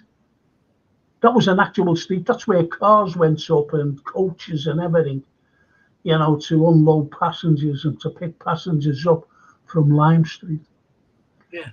And it was named, and it was the smallest street, shortest street in Liverpool. And it was Henley Street. So did that run across the front of the building we look at now? Do you know where the hotel now? It's now a hotel, right next to, or in front of Lime Street Station. Beautiful, right? And do you ever remember the Punch and Judy that was there on the side? It's a short street. Wow. There's a big lift there now and steps. Yeah. That was a street. That was an actual street. Wow. And it was the shortest street in Liverpool, called Henley Street. No one ever knew that. No. Brilliant. Well done, lad. Well done, lad and dad. Anfield Road, did you get there from Rigby's? That's a long walk from Rigby's to us. And not a drop's built. The lad says, when did that go, Frank? I can't remember that street, but I do remember the buildings like a row of shops where it's all open now. Yeah, and steps going down. Yeah, it went as soon as they started refurbishing outside the station by getting rid of all those, every single one of those horrible buildings that, blocked off those beautiful Roman arches that was built by John Foster Jr. 1830, they was always blocked off. And remember that stupid big high-rise building, the Concourse as well, Concourse House. Yeah. That way. Do you know what? For the years that was up, Anthony, it was never full. It was never full with anything. It was always half empty. Always half empty. So it wasn't economically viable. And Gary says, the Punch and Judy Cafe was on the corner of Henley Street before moving to the corner of Skellone Street. Yeah, I used to go in there. Used to go in there, Gary. Used to go in there. On Street 25. Have you seen the BBC archive? Kirby, brilliant. Do you know what? I haven't seen it, but that Kirby skating was the most pathetic thing ever built in the entire world. It was a ski slope, right? So they decided to build a ski slope for the people of the Kirby. And as the ski slope came down, do you know where it was heading to? A main road, a motorway.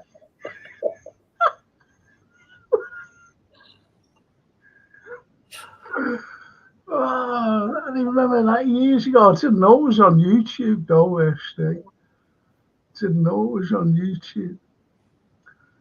Do we have any bits of Roman building or anything as old as that in Liverpool somewhere? Okay. I'm very proud of this. We don't have Roman, unfortunately, albeit that Liverpool was used as a semaphore when the Romans were here after the AD 42 Claudian invasion. So it was used as a semaphore between Chester and Manchester. I know that Ptolemy, who was a Roman navigator, he circumnavigated the whole of Britain. And he stopped off at Liverpool. They encamped where St. George's Church is now, because that was the highest point overlooking the Mersey. So they encamped there. And they built a tower, which was used as a semaphore, a big traffic light, you might as well say. And, signals to Manchester and Chester. And that's what that was used for. And when they left, the Romans left, the tower was still there. And then they built on it. And the tower then was used for another, it was like a siren, put it that way. They lit a fire at the top. We were having terrible trouble with the French and the Spanish, especially the Spanish. And the Spanish Armada, they would have lit the thing, to say the Spanish area. So it was used again as might as well say, a semaphore. That's what it was used for. So good thinking, that. Good thinking. The building I'm talking about, the oldest building, you've got to go back to 960. And there's part of it still there now. And it's St. Mary's Church up in Walton. That was built in 960. That's the oldest, but no Roman going back a further, 800 or 900 years. There's none of that. But I was working, I was teaching in the oldest grammar school then in the northwest of England. And that was built, no one can tell a date, because there was a fellow by the name of John Leland who came to this particular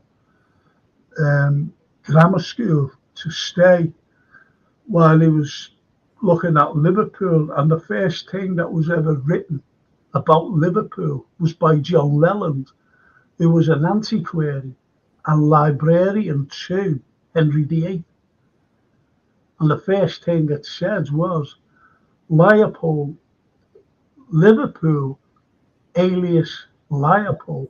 See that, going back to the Latin name Leopold, a paved town that Manchester men do by there. Graduation, look. And there you go. Wow. There you go. John Leland. And if you notice, he's got a book under his arm. Yeah. John Leland. And where the Palestinian flag is, it's got his name, but don't take it down, please. Don't take the Palestinian flag down. John Leland, historian. He was an historian, he wrote the history of everything, but he was a librarian and an antiquary. What an antiquary did that in those days was take things like manuscripts and things, down to the realm And he said, yeah, this is what Liverpool, a paved town, Liverpool, a paved town, and no one, nobody. And that was in 1537. 1530. Liverpool was a paved town, and no one else around was paved. Nothing was written. But it even goes back to the castle of 1234.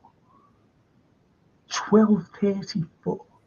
That Liverpool was paved, not with paving slabs or anything like that. You know, it was all materials left over from buildings, especially stone buildings, and they were put in streets so that, you know, the likes of dignitaries or anybody else wouldn't get, you know, sink in mud or anything, you know, if it was raining. So we've been a paved town. I go back to 1301. I really do. 1301. That's how far back I can go. But, you know, 1537. And as I said, I used to teach then. I used to teach then. And it was made up because I just love anything, you know, that's old. When I used to go to Rome, and go to, you know, you just see a column, you know, anywhere in Rome, seeing a column, there's a Roman column, touch it. And when I was looking at the Colosseum, you know, people must have thought that I was mad because I was going over and I was touching it, you know, like that. Because I was thinking, you know, fellas put this here, going back 2,000 years ago. Incredible, you know the feeling I got. That's me. That's me. Touching history. Well, he says, lads, yeah, touching history, yeah. You are touching history, yeah. Looking at it and touching it at the same time. Only because I know Roman things have been found, like coins, makes you think that they built. Yes, well, they made the camp here, as I said, by where St. George's Church is on the hill there. Right, they made the camp there. But when they were building the new prison, there's a Holt, I forget the name of the prison, up in Fazackley there, Fazackley somewhere in Fazackley near Three, wherever that is. Holt is a prison. Anyway, they found loads of coins and helmets and, you know, bits of sandals and everything. So they camped there, you know. There wasn't a few fellas just sitting around a campfire, you know, like you see in films, you know, where they go fishing and hunting and whatever they do in American television films. There's loads of fellas, loads of Romans. So they did spread about, and not only that, but they had to go and forage for things as well.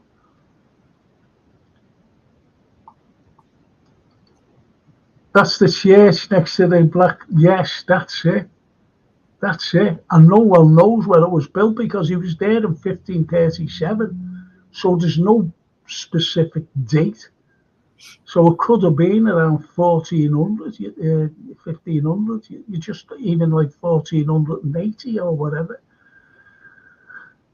So spot on there, lad and dad. Vikings came to Liverpool, Crosby and Kirkdale are Viking names, yes. And Kirk was a church, wasn't it? Built a church, I think they built a Saxon church when they left. Hence, Kirk, Church in the Dale, Dale. because it was in a Dale, you see. Yeah. Get in there, Gary. Love that. What buildings in Liverpool have been built up in the ruins of the Liverpool Castle? No. But when the Liverpool Castle was the very first building in Liverpool, and it was built in approximately 1234. That's when it was finished, approximately. And it came down in 1723. And preservation of Stephen then was saying, don't pull it down. What are you pulling it? It's the first bell and behave yourself. You can't pull it down. He pulls it down. As we pull everything down. As we pull everything down. And then they built St. George's Church. Not the St. George's Church, what we've got today. So they built St. George's Church on the site of the castle. And Thomas Steers, who built the very first wet dock in the entire world, built the church. And he was a Dutchman, wasn't English. We anglicised his name from Thomas Steers to Thomas Steers. It's like Giovanni Cavato, when he discovered, for Henry VII, Newfoundland, St. John's. Because, the Genoese, the other Genoese, he came from Genoa. So the other Genoese, Columbus, got to the Americas. And, we can't be having that, because it. So, for the Portuguese, that is. So anyway, he went like that. Well, all right, I'll tell you what. Let's get another Genoese. He must be good sailors. So they got him. And he said, listen, mate, you're all right, you've discovered this land, but we'll have to change your name. He said, change my name? What do? He said, well, what's your name? He said, Giovanni. He said, well, all right, well, Giovanni will call you John now. What is it, Cabato? Yeah, no, we'll just call you John Cabot. So that was it. So we pulled the church down in 1896, 1898. Pulled it down to make way for Victoria's monument, F.M. Simpson's Victoria Monument. So they just pulled things down. Should never have pulled that castle down. Frank, when I was in Victoria, British Columbia, Canada, all the old lampposts and grids had Liverpool, England on them. Do you know anything about that? Yeah, because we got rid of more or less, we had the iron foundry.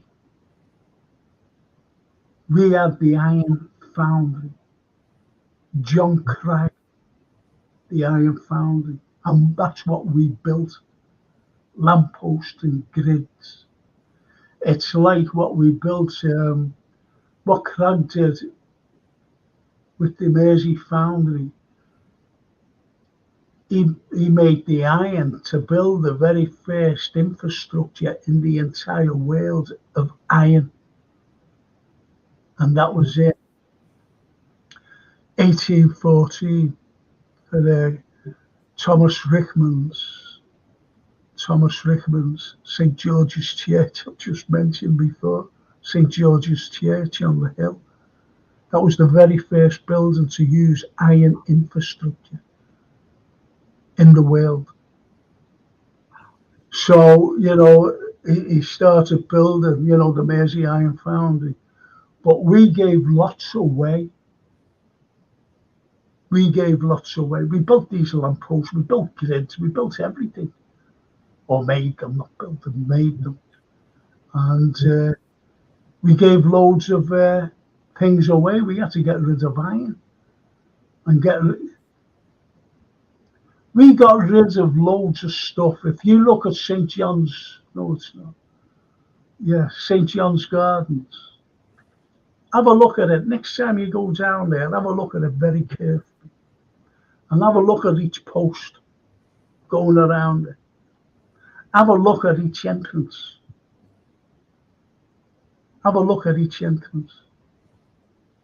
There's 4 entrances. There's 2 at the bottom of the gardens, facing the Mersey Tongue. There's 2 entrances there. And there's 2 entrances at the top as well, on each side. Have a look at them carefully. And as I said, the posts that lead, up St. John's Gardens and up William Brown Street, because they were iron railings and big iron gates. It's a pity I can't get hold of it. But I've got a cracking picture where you see a lady selling, she was a vendor of something, whether it was flowers, whether it was, I don't know. And you see her in a black shawl, and then you see 2 kids, middle class kids with little straw hats on, going to schoolboys. And behind them, you had 2 lads, ordinary lads, going to work. And behind them, you had the wonderful Walker Gallery. But you see that woman, and where she's standing against St. John's Gardens, the actual gates. That's what you say. I'll show you them next week. If Jason reminds me, I'll get them out. I'll send them to him. I'll send them to Jason for next week. Sure. Great deal. That's what I mean, Frank, with ruins of the castles, that they used them ruins to build the church on site. You're not going to believe this, but there was some surveyors, and I was given a walk and a talk and whatever. And I was outside the monument. They called me over. Well, they never called me over. As I walked over, I was about to finish, going into the town hall, but they called me over. And they said, "Do you want to see something? You're Frank, aren't you?" I said, "Yeah." He said, "Do you want to see something extraordinary?" And I said, "On with this." They said, "No, we'll wait till you come back here.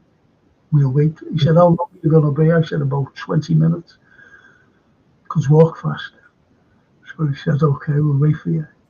I said, "Okay." Went back, went right down. We went into this building, went right down. So that deep. And went along this passage, opened a big mad iron door, closed it. And he had these arc lights down there. And what we were there, I was, couldn't believe it. I was actually looking at the foundations of the castle. It was incredible. I went, wow. So, but that was dead deep. When he built it, when he started to build the castle, it was the highest promontory from the sea, from the river. The highest promontory. So we wanted to overlook. William D. Ferguson, was the first sheriff of Liverpool, came from Lancaster down, and he overlooked. He said, "Okay, we'll build a castle." So it was the highest promontory overlooking the Mersey. It was only for protection in case any other boats, especially the Normans, because the Normans they thought they were still in there. Still over in Ireland. Do you know what? I think we've got to finish. I didn't realise how much overtime. Anthony, I'm sorry. Hey, don't apologise to me, for I have enjoyed every single minute. Been great. Yeah. So we carry on with this next week if you don't mind. I'll be fantastic. These pictures. Jason deserves a round of applause, because when I sent him my ideas, I couldn't stop. When you start thinking about something good, and you add them to the list, bam, bam, bam, bam, bam. And I sent them all to Jason thinking, well, he'll remove what is not needed. So anyway, mister, on that fine note about Jason, I've just got to thank my sponsors of the sponsor of the Frank Carlyle Gap Painting Services. And as I said before, if you're an OAP, if you are a OAP national health worker, get them in. Let them do the job. They're fully insured, fully qualified, time-served lads, and they're brilliant, honestly. And the domestic, even if the inside, outside, you got to paint windows and they're awkward, get them in. They're cheap, honestly. Dead reasonable. Shouldn't have said dead cheap, sure. Dead reasonable. Dead reasonable. So that's Gap Painting Services. Just please get them in. Please. And even if you're not an OAP or great, or an NHS worker with great discounts, if you're an ordinary person, just get them in. If you're not an OAP or a national Gap Painting Services, the sponsors of Frank Carlyle Show. And I'll just finish off. Great show, I love the pace. Thanks, Frank. Thanks, Anthony. Good night, so says Tito. He stays with us. Thanks, TW. Thank you. TW stays with us. Fantastic. And I've got to thank Anthony. We'll carry on with this next week. Yeah. Because we're doing these statues and things. But there's always stories behind them. It's not just it's like anything. It's like when Anthony picked the mausoleum of William Huskisson, there was a story behind that. A story behind it. What William Huskisson did. Yeah. Besides being the first fatality. So there's loads of things. Yeah. There are loads of things. When he picked Peter Pan, George Melly came into it. Yeah. You see, so there's loads of things behind everything that we picked. Yeah. The gates. Majestic. So there's loads of stories behind everything. So anyway, got to thank Anthony for his contribution of picking those things. Good job on it. I didn't know, Jason said he always phones me up at 5:28 or 3 minutes to 8. I said, what are we doing? He went, so good job on me. Well, brilliant, absolutely brilliant. And I've got to thank Jason, because without Jason, there wouldn't be a Frank Carlyle Show. I'm being honest. No. I can't do any of this. I'm useless, mate. And but most importantly, you're right, Army, without Jason. And but without you, the chat, the people that join us, wouldn't be worth it. But anyway, I think I'm on tomorrow. Yeah, I'm on tomorrow. I won't come on. If I know, is England playing tomorrow? If England are playing tomorrow night, I won't be on. Not that I watch England. I don't watch England. I tell you what, I'll just come on, see you for the football show. Okay, I'll just come on. Talk about something different, talk about some history. I'll see you all tomorrow night. Thanks for joining myself and the wonderful Anthony Brown. And we'll see you for more history next week. Thank you. Thanks, Frank. Thanks, everyone. Thank you. Thank you.